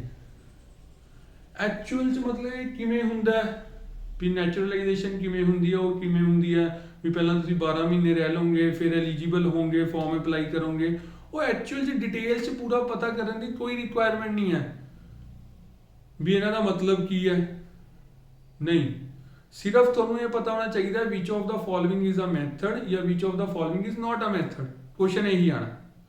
ਸਿਮਿਲਰਲੀ ਸਿਟੀਜ਼ਨਸ਼ਿਪ ਜੇ ਐਕਵਾਇਰ ਕਰ ਰਹੇ ਹੋ ਤਾਂ ਲਾਜ਼ ਆਫ ਸਿਟੀਜ਼ਨਸ਼ਿਪ ਵੀ ਹੁੰਦੀ ਹੈ, ਠੀਕ ਹੈ ਨਾ। ਤਾਂ ਬਾਈ ਰਿਨੰਸੀਏਸ਼ਨ, ਬਾਈ ਟਰਮੀਨੇਸ਼ਨ, ਬਾਈ ਡੈਪਰੀਵੇਸ਼ਨ। ਤਾਂ ਇਹ ਨਾਮ ਪਤਾ ਹੋਣੇ ਚਾਹੀਦੇ ਆ। ਆਹ ਚੀਜ਼ਾਂ ਤੁਸੀਂ ਫਿਰ ਵੀ ਮਿਸ ਕਰ ਸਕਦੇ ਹੋ, ਜਿਹੜੀ ਉਹਦੀ ਐਕਸਪਲੇਨੇਸ਼ਨ ਆ ਉਹ ਛੱਡ ਸਕਦੇ ਹੋ। ਉਸ ਤੋਂ ਬਾਅਦ ਆ ਗਿਆ ਜੀ ਮੋਸਟ ਇੰਪੋਰਟੈਂਟ ਪਾਰਟ 3। ਇਹਦੇ ਵਿੱਚ ਜਿਹੜਾ ਹੈਗਾ 110% ਛੋਟੀ ਹੁੰਦੀ ਹੈ, 100% ਵੀ ਨਹੀਂ, 110% ਕਿ ਕੁਐਸਚਨ ਆਉਂਦੇ ਹੀ ਆਉਂਦੇ। Fundamental rights, fundamental duties, directive principles of state policy ਚੋਂ ਕੁਐਸਚਨ ਆਣਾ ਹੀ ਆਣਾ ਹੈ, ਚਾਹੇ ਜਿਹੜਾ ਮਰਜ਼ੀ ਤੁਸੀਂ ਪੇਪਰ ਦੇ ਰਹੇ ਹੋ। ਜੇ ਤੁਸੀਂ ਜਿਹੜਾ ਹੈਗਾ ਪੀਸੀਐਸ ਦਾ ਪੇਪਰ ਦੇ ਰਹੇ ਹੋ ਜਾਂ ਪੀਪੀਐਸਸੀ ਦਾ ਦੇ ਰਹੇ ਹੋ ਜਾਂ ਯੂਪੀਐਸਸੀ, ਫਿਰ ਤਾਂ ਬਹੁਤ ਹੀ ਕੁਐਸਚਨ ਆਣੇ ਨੇ ਇਸ ਪਾਰਟ ਦੇ ਵਿੱਚੋਂ। ਫੰਡਾਮੈਂਟਲ ਰਾਈਟਸ, ਪਹਿਲੀ ਗੱਲ ਤਾਂ ਆਰਟੀਕਲ 12 ਤੋਂ 35, 12 ਤੋਂ 35 ਆਰਟੀਕਲਸ ਪੜ੍ਹੇ ਸੀ ਆਪਾਂ ਨੇ ਵੀ ਡੀਲ ਕਰਦੇ ਨੇ। ਪਾਰਟ 3 ਹੈਗਾ ਯੂਐਸਏ ਬਿਲ ਆਫ ਰਾਈਟ, ਕਿਹਾ ਜਾਂਦਾ ਹੈ ਕ੍ਰੂਸ਼ੀਅਲ ਫॉर ਹਿਊਮਨ ਡਿਗਨਿਟੀ, ਤਾਂ ਹਿਊਮਨ ਦੀ ਰਿਸਪੈਕਟ ਵਾਸਤੇ, ਡਿਗਨਿਟੀ ਵਾਸਤੇ ਇੰਪੋਰਟੈਂਟ ਹੈ, ਕ੍ਰੂਸ਼ੀਅਲ ਹੈ ਜੀ। Right start from Magna Carta signed by King John of England in 1215, ਠੀਕ ਹੈ, they give the rights, but after that ਇੱਥੇ ਲਿਖਿਆ ਹੋਇਆ ਜੀ given by some basic rights to citizen, but USA said we give guaranteed rights। तो ਇੱਥੇ ਕੁਝ ਨਹੀਂ ਹੈ ਜੀ, ਕਹਿਣਾ ਇਹ ਚਾਹੁੰਦੇ ਨੇ ਕਿ ਜਿਹੜਾ ਫੰਡਾਮੈਂਟਲ ਰਾਈਟਸ ਵਾਲਾ ਕਨਸੈਪਟ ਹੈਗਾ ਕੋਈ ਨਵਾਂ ਕਨਸੈਪਟ ਨਹੀਂ ਹੈ, ਬਹੁਤ ਪੁਰਾਣਾ ਕਨਸੈਪਟ ਹੈ, ਕੋਈ ਨਵੀਂ ਚੀਜ਼ ਨਹੀਂ ਹੈ। ਤਾਂ ਇਹਦੀ ਹਿਸਟਰੀ ਤੁਸੀਂ ਦੇਖ ਹੀ ਰਹੇ ਹੋ, ਤਾਂ ਉਹਨੇ ਲਿਖਿਆ ਹੋਇਆ, ਇਹ ਚੋਂ ਨਹੀਂ ਕੁਐਸਚਨ ਬਣਨ ਲੱਗਿਆ। ਪਰ ਫੰਡਾਮੈਂਟਲ ਰਾਈਟਸ ਆਰ ਜਸਟਿਸੀਏਬਲ, ਉਹੀ ਚੀਜ਼ ਲਿਖੀ ਹੋਈ ਹੈ ਜੀ ਉਹਦੇ। ਉਸ ਤੋਂ ਬਾਅਦ ਇੱਥੇ ਲਿਖਿਆ ਹੋਇਆ ਹੈ ਟੂ ਐਗਜ਼ਿਸਟੈਂਸ ਐਂਡ ਹਿਊਮਨ, ਕੋਈ ਐਡੀ ਖਾਸ ਚੀਜ਼ ਨਹੀਂ ਇਹਦੇ ਵਿੱਚ, ਜਸਟਿਸੀਏਬਲ ਤਾਂ ਆਲਮੋਸਟ ਸਮਝਾਈ ਚੁੱਕੇ ਆਪਾਂ। ਤਾਂ ਸਟਾਰਟ ਕਰਦੇ ਹਾਂ ਜੀ 12 ਤੋਂ 35 ਆਰਟੀਕਲ ਪੜ੍ਹਨੇ। ਜਿਹੜਾ 12ਵਾਂ ਆਰਟੀਕਲ ਹੈ, ਕੁਐਸਚਨ ਹੈਗਾ ਆਰਟੀਕਲ 12 ਡੀਲਸ ਵਿਦ, ਆਰਟੀਕਲ 12 ਦੇ ਵਿੱਚ ਕੀ ਹੈ, ਤਾਂ ਉਹਦੇ ਵਿੱਚ ਸਟੇਟ ਦੀ ਡੈਫੀਨੇਸ਼ਨ ਹੈ। ਹੁਣ ਸਟੇਟ ਤੋਂ ਜਿਹੜਾ ਮਤਲਬ ਹੈਗਾ ਉਹ ਥੋੜਾ ਜਿਹਾ ਵਾਸਟ ਹੈ ਅਕੋਰਡਿੰਗ ਟੂ ਕਨਸਟੀਟਿਊਸ਼ਨ। ਸਟੇਟ ਦਾ ਮਤਲਬ ਉਹ ਨਹੀਂ ਹੈ ਸਿਰਫ ਕਿ ਪੰਜਾਬ, ਹਰਿਆਣਾ, ਰਾਜਸਥਾਨ। ਕਨਸਟੀਟਿਊਸ਼ਨ ਦੇ ਅਕੋਰਡਿੰਗ ਸਟੇਟ ਦਾ ਮਤਲਬ ਥੋੜਾ ਜਿਹਾ ਵਾਸਟ ਹੈ, ਜਿਵੇਂ ਕਿ government of India, parliament of India, government of state, legislative state. ਕਹਿਣਾ ਇਹ ਚਾਹੁੰਦੇ ਨੇ ਡਾਇਰੈਕਟਲੀ ਜਾਂ ਇਨਡਾਇਰੈਕਟਲੀ ਜਿੱਥੇ ਗਵਰਨਮੈਂਟ ਦੀ ਇੰਟਰਫੇਰੈਂਸ ਹੋਗੀ, ਡਾਇਰੈਕਟਲੀ ਜਾਂ ਇਨਡਾਇਰੈਕਟਲੀ ਜਿੱਥੇ ਗਵਰਨਮੈਂਟ ਦੀ ਇੰਟਰਫੇਰੈਂਸ ਹੋਗੀ ਉਹਨੂੰ ਆਪਾਂ ਸਟੇਟ ਕੰਸੀਡਰ ਕਰ ਸਕਦੇ ਹਾਂ। ਤਾਂ ਅਕੋਰਡਿੰਗ ਟੂ ਕਨਸਟੀਟਿਊਸ਼ਨ ਸਟੇਟ ਦਾ ਮਤਲਬ ਇਹ ਹੈ। ਤਾਂ ਇੱਥੇ ਥੋੜਾ ਜਿਹਾ ਲਿਖਿਆ ਹੋਇਆ ਇਸ ਜੁਡੀਸ਼ੀਅਰੀ ਪਾਰਟ ਆਫ ਸਟੇਟ, ਤਾਂ ਇਹ ਮੇਨਸ ਦੇ ਪਰਸਪੈਕਟਿਵ ਤੋਂ ਥੋੜਾ ਜਿਹਾ ਲਿਖਿਆ ਹੋਇਆ ਉਹਦੇ, ਠੀਕ ਹੈ, ਕਿ ਜੁਡੀਸ਼ੀਅਰੀ ਜਿਹੜਾ ਹੈਗਾ ਉਹਨੂੰ ਆਪਾਂ ਸਟੇਟ ਕੰਸੀਡਰ ਕਰ ਸਕਦੇ ਹਾਂ। ਹੁਣ ਆਪਾਂ ਜੁਡੀਸ਼ੀਅਰੀ ਦੇ ਵਿੱਚ ਤਾਂ ਇਹ ਕਹਿੰਦੇ ਵੀ ਇੰਡੀਪੈਂਡੈਂਟ ਫਰੋਮ ਐਵਰੀਥਿੰਗ, ਸਟੇਟ ਦੇ ਵਿੱਚ ਜਿਹੜਾ ਹੈਗਾ ਉਸ ਚੀਜ਼ ਨੂੰ ਕਿਹਾ ਜਾਂਦਾ ਜਿੱਥੇ ਗਵਰਨਮੈਂਟ ਦੀ ਇੰਟਰਫੇਰੈਂਸ ਹੁੰਦੀ ਹੈ। ਹੁਣ ਜੁਡੀਸ਼ੀਅਰੀ ਦੇ ਵਿੱਚ ਜਿਹੜਾ ਹੈਗਾ ਜੇ ਕਿਸੇ ਚੀਜ਼ ਦੀ ਇੰਟਰਫੇਰੈਂਸ ਹੋਏਗੀ ਤਾਂ ਬਾਇਸ ਹੋ ਜਾਊਗਾ। ਹੁਣ ਗੱਲ ਇਦਾਂ ਹੈਗੀ ਆ ਕਿ ਜੁਡੀਸ਼ੀਅਰੀ ਜਿਹੜਾ ਹੈਗਾ ਉਹਦੇ ਵਿੱਚ ਦੋ ਚੀਜ਼ਾਂ ਨੇ। ਜਿਹੜਾ ਜੁਡੀਸ਼ੀਅਰੀ ਸਿਸਟਮ ਹੈਗਾ ਉਹਦੇ ਵਿੱਚ ਦੋ ਚੀਜ਼ਾਂ ਹੁੰਦੀਆਂ ਨੇ। ਇੱਕ ਤਾਂ ਉਹਦੇ ਵਿੱਚ ਹੁੰਦਾ, ਹੁਣ ਇਹ ਤਾਂ ਹੈ ਨਹੀਂ ਵੀ ਤੁਸੀਂ ਕੋਈ ਵੀ ਕੋਰਟ ਦੇ ਵਿੱਚ ਜਾ ਰਹੇ ਹੋ ਤਾਂ ਉੱਥੇ ਜਿੱਥੇ ਦੇਖ ਲਓ ਬਸ ਫੈਸਲੇ ਹੀ ਸੁਣਾਏ ਜਾ ਰਹੇ ਨੇ, ਮੁਕੱਦਮੇ ਹੀ ਚੱਲ ਰਹੇ ਨੇ। ਹੋਰ ਵੀ ਬਹੁਤ ਕੁਝ ਹੁੰਦਾ ਉੱਥੇ, ਐਡਮਿਨਿਸਟ੍ਰੇਸ਼ਨ ਵਰਕ ਵੀ ਚੱਲ ਰਿਹਾ ਹੁੰਦਾ, HR ਡਿਪਾਰਟਮੈਂਟ ਵੀ ਹੁੰਦਾ, ਬੈਕ ਐਂਡ ਆਫਿਸਿਸ ਹੁੰਦੇ ਨੇ, ਠੀਕ ਹੈ ਨਾ। ਤਾਂ ਦੋ ਚੀਜ਼ਾਂ ਨੇ। ਜਦੋਂ ਤੱਕ ਗੱਲ ਹੋ ਰਹੀ ਹੈ ਸਿਰਫ ਉਹ ਸਿਸਟਮ ਦੀ ਜਿੱਥੇ ਫੈਸਲਾ ਸੁਣਾਇਆ ਜਾ ਰਿਹਾ, ਜਿੱਥੇ ਫੈਸਲਾ ਸੁਣਾਇਆ ਜਾ ਰਿਹਾ ਉੱਥੇ ਜਾਂ ਉਸ ਸਿਸਟਮ ਨੂੰ ਤਾਂ ਆਪਾਂ ਸਟੇਟ ਨਹੀਂ ਕਹਿ ਸਕਦੇ ਕਿਉਂਕਿ ਉਹਦੇ ਵਿੱਚ ਕਿਤੇ ਵੀ ਇੰਟਰਫੇਰੈਂਸ ਅਲਾਉਡ ਨਹੀਂ ਹੋ ਸਕਦੀ। ਬਟ ਜਿਹੜੇ ਅਦਰ ਸਿਸਟਮ ਨੇ, ਕੋਈ ਐਡਮਿਨਿਸਟ੍ਰੇਸ਼ਨ ਟਾਸਕ ਚੱਲ ਰਿਹਾ, ਕੋਈ ਉਹ ਚੱਲ ਰਿਹਾ, ਉਸ ਚੀਜ਼ ਨੂੰ ਆਪਾਂ ਕੰਸੀਡਰ ਕਰ ਸਕਦੇ ਹਾਂ ਸਟੇਟ। ਤਾਂ ਦੋਨੋਂ ਸਿਸਟਮ ਦੇ ਵਿੱਚ ਆਪਾਂ ਜਿਹੜਾ ਹੈਗਾ ਇੱਕ ਸਿਸਟਮ ਦੇ ਵਿੱਚ ਕਰ ਸਕਦੇ ਹਾਂ ਉਹਨੂੰ ਸਟੇਟ ਕੰਸੀਡਰ, ਜੁਡੀਸ਼ੀਅਰੀ ਨੂੰ ਇੱਕ ਦੇ ਵਿੱਚ ਨਹੀਂ ਕਰ ਸਕਦੇ। ਜਦੋਂ ਤਾਂ ਉਹ ਜਿਹੜਾ ਉਹਦਾ ਮੇਨ ਕੰਮ ਹੈਗਾ ਨਿਆਂ ਦੇਣਾ, ਜਸਟਿਸ ਪ੍ਰੋਵਾਈਡ ਕਰਨਾ, ਜਦੋਂ ਉਹ ਸਿਸਟਮ ਦੀ ਗੱਲ ਕਰਦੇ ਆ ਉਦੋਂ ਤਾਂ ਸਟੇਟ ਉਹਨੂੰ ਕੰਸੀਡਰ ਨਹੀਂ ਕਰ ਸਕਦੇ, ਬਟ ਜਿਹੜੇ ਅਦਰ ਵਰਕ ਨੇ ਉਦੋਂ ਕਰ ਸਕਦੇ। ਤਾਂ ਆਰਟੀਕਲ 12 ਤੋਂ ਬਾਅਦ ਜਿਹੜਾ ਹੈਗਾ 13 ਪੜ੍ਹਦੇ ਆ ਜੀ। 13 ਦੇ ਵਿੱਚ ਕੀ ਹੈਗਾ, ਲਾਅ ਨੂੰ ਡਿਫਾਈਨ ਕੀਤਾ ਹੋਇਆ ਹੈ ਇਨਡਾਇਰੈਕਟਲੀ। ਉਹਦੇ ਵਿੱਚ ਲਿਖਿਆ ਹੋਇਆ ਹੈ any order, action, legislation, amendment which is inconsistent or in derogation or in violation, abridgment, contravention, anything in part 3 is null and void। ਕਹਿਣਾ ਇਹ ਚਾਹੁੰਦੇ ਨੇ ਕੋਈ ਵੀ ਇਹੋ ਜਿਹਾ ਲਾਅ ਬਣ ਗਿਆ ਜਿਹੜਾ ਫੰਡਾਮੈਂਟਲ ਰਾਈਟਸ ਨੂੰ ਵਾਇਲੇਟ ਕਰ ਰਿਹਾ, ਫੰਡਾਮੈਂਟਲ ਰਾਈਟਸ ਦੇ ਅਗੇਂਸਟ ਹੈ, ਤਾਂ ਉਹਨੂੰ ਨਾਲ ਦੀ ਨਾਲ ਜਿਹੜਾ ਹੈਗਾ ਖਤਮ ਕਰ ਦਿੱਤਾ ਜਾਂਦਾ ਹੈ। ਬਸ ਕਹਿਣਾ ਇਹ ਚਾਹੁੰਦੇ ਨੇ ਕੋਈ ਵੀ ਲਾਅ ਐਸਾ ਨਹੀਂ ਬਣਾਇਆ ਜਾ ਸਕਦਾ ਜਿਹੜਾ ਤੁਹਾਡੇ ਫੰਡਾਮੈਂਟਲ ਰਾਈਟਸ ਨੂੰ ਵਾਇਲੇਟ ਕਰ ਰਿਹਾ। ਤਾਂ ਇਹ ਚੈੱਕ ਕੌਣ ਕਰੇਗਾ, supreme court. Supreme court check ਕਰਦੀ ਹੈ ਵੀ ਜਿਹੜੇ ਲਾਅ ਬਣ ਰਹੇ ਨੇ ਸਹੀ ਹੈ, ਕਿਤੇ ਅਗੇਂਸਟ ਤਾਂ ਨਹੀਂ ਜਾ ਰਹੇ। ਤਾਂ ਜਿਹੜੀ ਸੁਪਰੀਮ ਕੋਰਟ ਨੂੰ ਇਹ ਪਾਵਰ ਮਿਲੀ ਹੋਈ ਹੈ ਉਹਦੀ ਇਹ ਪਾਵਰ ਨੂੰ ਕਹਿੰਦੇ ਆ ਜੁਡੀਸ਼ੀਅਲ ਰਿਵਿਊ। ਤਾਂ ਕੁਐਸਚਨ ਬਣ ਗਿਆ जुडिशियल रिव्यू बारे किहड़े आर्टिकल च गल हो रही है 13 आर्टिकल दे विच। तो इंपॉर्टेंट है जुडिशियल रिव्यू की हुंदा वो भी समझ आ गया। तो इत्थे ही लिखा हुआ है this power is left to judiciary called judicial review. ठीक है जी। 14 तो लेके 18 तक जेडे आर्टिकल ने वो स्टार्ट करांगे पढ़ने आपां। 14 तो लेके 18 तक जेडे आर्टिकल्स ने हुण 14 तो 18 ਦੇ ਵਿੱਚ ਆਪਾਂ ਡਿਫਾਈਨ ਕਰਦੇ ਹਾਂ ਰਾਈਟ ਟੂ ਇਕੁਐਲਿਟੀ।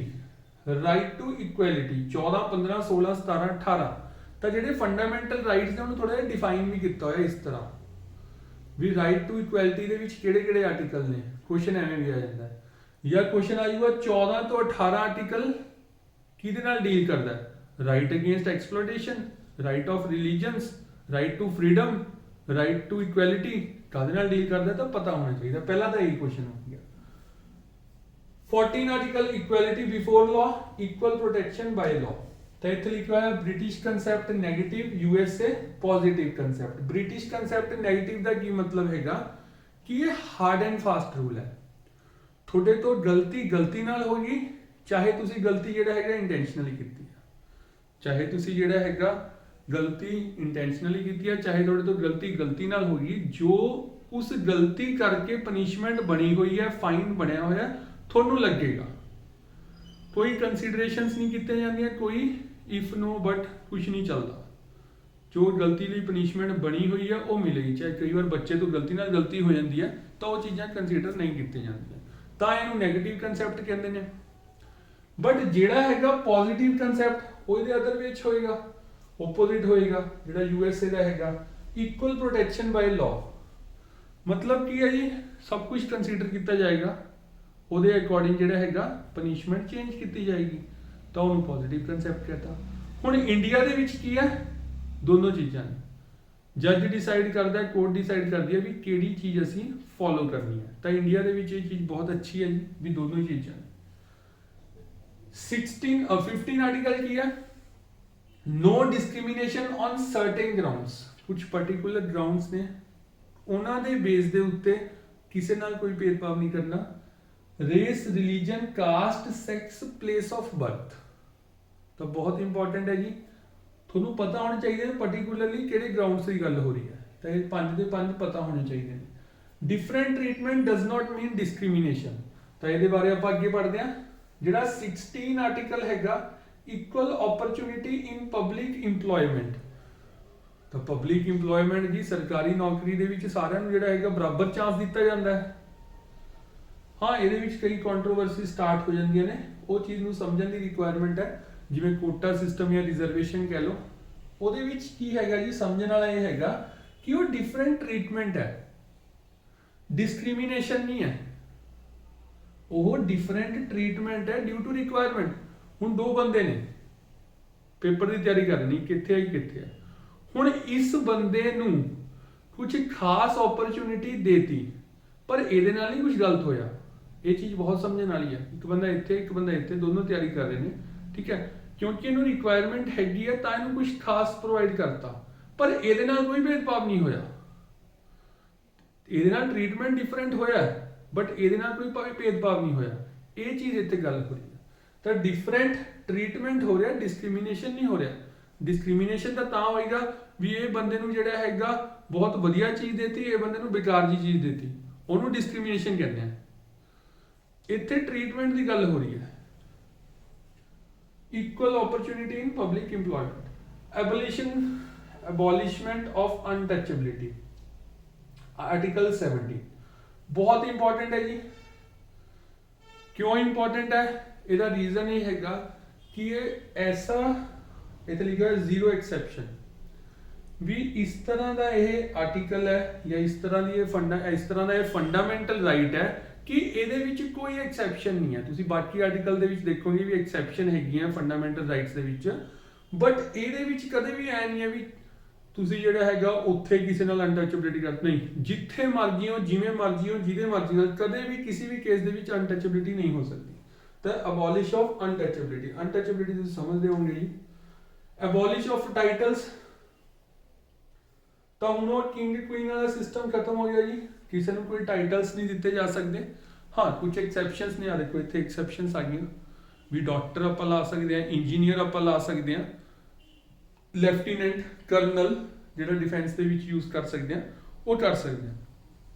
ਤਾਂ ਇਸ ਤਰ੍ਹਾਂ ਆਪਾਂ ਸਾਰੇ ਆਰਟੀਕਲਸ ਦੇ ਵਿੱਚ ਫੰਡਾਮੈਂਟਲ ਰਾਈਟਸ ਦੇ ਵਿੱਚ ਐਕਸੈਪਸ਼ਨਸ ਪੜਾਂਗੇ। ਤਾਂ 14 ਤੋਂ 18 ਖਤਮ ਹੋ ਗਿਆ ਆਪਣੇ ਰਾਈਟ ਟੂ ਇਕੁਐਲਿਟੀ, 14 15 16 17 18 ਤਾਂ ਇਹਨੂੰ ਆਪਾਂ ਨੇ ਡਿਟੇਲਸ ਪੜ੍ਹ ਲਿਆ। ਇਹ ਤੋਂ ਇਲਾਵਾ ਕੁਝ ਪੜ੍ਹਨ ਦੀ ਖਾਸ ਰਿਕੁਆਇਰਮੈਂਟ ਨਹੀਂ ਹੁੰਦੀ। Right to freedom, right to freedom ਦੇਖੋ ਜੀ, ਪਹਿਲੀ ਗੱਲ ਤਾਂ ਇਹ ਪਤਾ ਹੋਣਾ ਚਾਹੀਦਾ ਵੀ ਪਹਿਲਾਂ ਆਪਣੇ ਕੋਲ 7 ਫਰੀडम ਸੀਗੀਆਂ, ਫਿਰ ਇੱਕ ਰਿਪੀਲ ਹੋ ਗਈ ਸੀ ਰਾਈਟ ਟੂ ਪ੍ਰੋਪਰਟੀ, ਤਾਂ ਹੁਣ 6 ਰਹਿ ਗਈਆਂ। ਤਾਂ ਸਾਰੀਆਂ ਆਪਾਂ ਪੜ੍ਹ ਲੈਂਦੇ ਹਾਂ ਜੀ, ਇੰਟਰਸਟਿੰਗ ਹੈ, ਬਾਕੀ ਹੈ ਵੀ ਬਹੁਤ ਹੀ ਲਿਮਿਟਿਡ ਹੀ ਨੇ। ਜਿਵੇਂ ਸਭ ਤੋਂ ਪਹਿਲੇ ਇਹ freedom of speech and expression, question ਆ ਜਾਂਦਾ which of the following is right to freedom, ਤਾਂ ਤੁਹਾਨੂੰ 6 ਦੇ 6 ਨਾਮ ਪਤਾ ਹੋਣੇ ਚਾਹੀਦੇ ਨੇ। ਬਾਕੀ ਰਾਈਟ ਟੂ ਪ੍ਰੋਪਰਟੀ ਰਿਮੂਵ ਹੋ ਗਿਆ, ਇਹ ਵੀ ਪਤਾ ਹੋਣਾ ਚਾਹੀਦਾ। ਤਾਂ freedom of speech and expression, freedom of speech and expression ਦੇ ਵਿੱਚ ਕੀ ਹੈਗਾ, ਐਵਰੀ ਸਿਟੀਜ਼ਨ ਫ੍ਰੀ ਟੂ ਹਾਂ ਉਹੀ ਹੈ ਵੀ ਜੋ ਮਰਜ਼ੀ ਬੋਲੋ, ਐਕਸਪ੍ਰੈਸ ਕਰ ਸਕਦੇ ਹੋ ਜੀ, ਜਿਹੜੇ ਮਰਜ਼ੀ ਸੋਰਸ ਦੇ ਥਰੂ ਕਰ ਸਕਦੇ ਹੋ, ਰਾਈਟਿੰਗ, ਪੋਇਟਰੀ, ਪ੍ਰਿੰਟਿੰਗ, ਪੇਂਟਿੰਗ। ਤਾਂ ਪੇਂਟਿੰਗ ਵੀ ਹਿਡਨ ਮੀਨਿੰਗ ਹੀ ਹੁੰਦਾ, ਪੇਂਟਿੰਗ ਵੀ ਕੁਝ ਤਾਂ ਦੱਸ ਹੀ ਰਿਹਾ ਹੁੰਦਾ, ਜਿਹੜਾ ਬਣਾਉਂਦਾ ਉਹਦੇ ਬਾਰੇ ਸਾਰੇ ਉਹਦੇ ਵਿਊਜ਼ ਆਉਂਦੇ ਨੇ, ਕਹਿਣਾ ਕੀ ਚਾਹੁੰਦਾ painter. Any other social media ਦੇ ਥਰੂ ਵੀ ਕਰ ਸਕਦੇ ਹੋ ਜੀ। ਹਾਂ ਤੁਸੀਂ ਕੁਝ ਵੀ ਬੋਲ ਸਕਦੇ ਹੋ, ਬਟ ਇਹ ਨਹੀਂ ਵੀ ਕੁਝ ਵੀ ਬੋਲ ਸਕਦੇ ਹੋ, ਠੀਕ ਹੈ ਨਾ, ਇਹ ਨਹੀਂ ਵੀ ਜੋ ਮਰਜ਼ੀ ਬੋਲੀ ਜਾਓ, ਕੁਝ ਤਾਂ ਦੇਖੋ ਲਿਮਿਟੇਸ਼ਨਸ ਹੋਣਗੀਆਂ। ਤਾਂ ਇੱਥੇ ਹੀ ਲਿਖਿਆ don't harm sovereignty, secular integrity, public order, defamation, court of contempt. ਤਾਂ ਜਿੰਨੀਆਂ ਵੀ ਟਰਮਸ ਯੂਜ਼ ਹੋ ਰਹੀਆਂ ਜੀ, ਮੈਂ ਕਿਸੇ ਬਾਰੇ ਕੁਝ ਨਹੀਂ ਦੱਸ ਰਿਹਾ, ਰੀਜ਼ਨ ਤੁਹਾਨੂੰ ਦੱਸ ਚੁੱਕਿਆ 2-3 ਵਾਰ ਕਿ ਸਾਰੀਆਂ ਟਰਮਸ, ਸਾਰੇ ਬੇਸਿਕ ਚੀਜ਼ਾਂ ਜਿਹੜੀਆਂ ਹੈਗੀਆਂ ਨੇ ਉਹ ਫਸਟ ਜਿਹੜੀ ਵੀਡੀਓ ਅਪਲੋਡ ਕੀਤੀ ਹੈ ਉਹਦੇ ਵਿੱਚ ਦੱਸ ਚੁੱਕੀ ਹੈ। ਸੋਵਰਨਿਟੀ ਇਹ ਉਹ ਜਿਹੜਾ ਹੈਗਾ, ਹਾਂ ਇੱਥੇ ਲਿਖਿਆ ਹੋਇਆ ਜੀ ਪਾਰਲੀਮੈਂਟ ਪ੍ਰਿਵਿਲੇजेस, ਆਰਟੀਕਲ ਇਹ ਵੀ ਕਨਸਟੀਟਿਊਸ਼ਨ ਦੇ ਵਿੱਚ ਡਿਫਾਈਨ ਹੈ ਕਿ ਜਿਹੜਾ ਹੈਗਾ ਪਾਰਲੀਮੈਂਟ ਪ੍ਰਿਵਿਲੇजेस ਮਤਲਬ ਬੈਨੀਫਿਟਸ, ਸਪੈਸ਼ਲ ਬੈਨੀਫਿਟਸ। ਹੁਣ ਪਾਰਲੀਮੈਂਟ ਮਤਲਬ ਲੋਕ ਸਭਾ, ਰਾਜ ਸਭਾ, ਉਹਨਾਂ ਨੂੰ ਸਪੈਸ਼ਲ ਬੈਨੀਫਿਟਸ ਹੈਗੇ ਨੇ, ਉਹ ਥੋੜਾ ਜਿਹਾ ਆਪਣੇ ਨਾਲੋਂ ਜ਼ਿਆਦਾ ਬੋਲ ਸਕਦੇ ਆ, ਜਾਂ ਕਹਿ ਲਓ ਉਹਨਾਂ ਤੇ ਪਾਬੰਦੀਆਂ ਨਾਰਮਲ ਪੀਪਲ ਨਾਲੋਂ ਜਿਹੜੀਆਂ ਹੈਗੀਆਂ ਘੱਟ ਨੇ, ਤਾਂ ਹੀ ਤੁਸੀਂ ਦੇਖਿਆ ਹੋਵੇਗਾ ਉਹ ਕਿੰਨਾ ਕੁਝ ਬੋਲ ਜਾਂਦੇ ਆ। ਤਾਂ ਇਹ ਜਿਹੜਾ ਹੈਗਾ ਕਨਸਟੀਟਿਊਸ਼ਨ ਦੇ ਵਿੱਚ ਡਿਫਾਈਨ ਨੇ, ਉਹਨਾਂ ਨੂੰ ਜਿਹੜਾ ਹੈਗਾ ਪ੍ਰਿਵਿਲੇजेस ਮਿਲੇ ਹੋਏ ਨੇ। ਫਰੀडम ਆਫ ਅਸੈਂਬਲੀ, ਤਾਂ ਮਾਰਚ ਰੈਲੀਆਂ ਕਰੋ, ਕੋਈ ਚੱਕਰ ਨਹੀਂ, ਹਾਂ ਬਟ ਉਹੀ ਹੈ ਜੀ 144 ਲੱਗੀ ਹੋਈ ਹੈ ਤਾਂ ਨਹੀਂ ਕਰ ਸਕਦੇ, ਐਕਸੈਪਸ਼ਨ ਹੈਗੀ ਹੈ।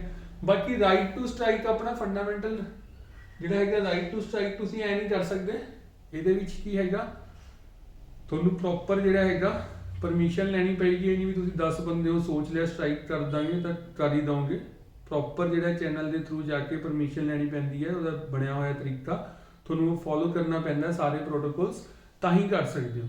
ਤਾਂ ਇੰਨੀ ਵੀ ਆਸਾਨ ਨਹੀਂ ਹੁੰਦੀ ਸਟ੍ਰਾਈਕ ਕਰਨੀ। Freedom of association, freedom of association ਦੇ ਵਿੱਚ ਕੀ ਆਏਗਾ, ਜਿੰਨੇ ਮਰਜ਼ੀ ਗਰੁੱਪਸ ਬਣਾਓ, ਐਸੋਸੀਏਸ਼ਨਸ ਬਣਾਓ, ਪੋਲੀਟੀਕਲ ਪਾਰਟੀਆਂ ਬਣਾਓ, ਅਲਾਉਡ ਹੈ। ਬਟ ਫਿਰ ਉਹੀ ਚੀਜ਼ ਹੈ, ਅਨਐਥੀਕਲ ਹੋਏਗੀ, ਲਾਜ਼ ਦੇ ਅਗੇਂਸਟ ਹੋਏਗੀ, ਤਾਂ ਉਹਦੇ ਲਈ ਜਿਹੜਾ ਹੈਗਾ ਇਹ ਚੀਜ਼ ਬਣੀ ਹੋਈ ਹੈ, ਐਕਟ ਦੇ ਅਗੇਂਸਟ ਉਹਨੂੰ ਨਾਲ ਦੀ ਨਾਲ ਜਿਹੜਾ ਹੈਗਾ ਰਿਪੀਲ ਕਰ ਦਿੱਤਾ ਜਾਏਗਾ। ਫਰੀडम ਆਫ ਮੂਵਮੈਂਟ, ਜਿੱਥੇ ਮਰਜ਼ੀ ਘੁੰਮੋ ਜੀ, ਕੋਈ ਚੱਕਰ ਹੀ ਨਹੀਂ ਇੰਡੀਆ ਦੇ ਵਿੱਚ।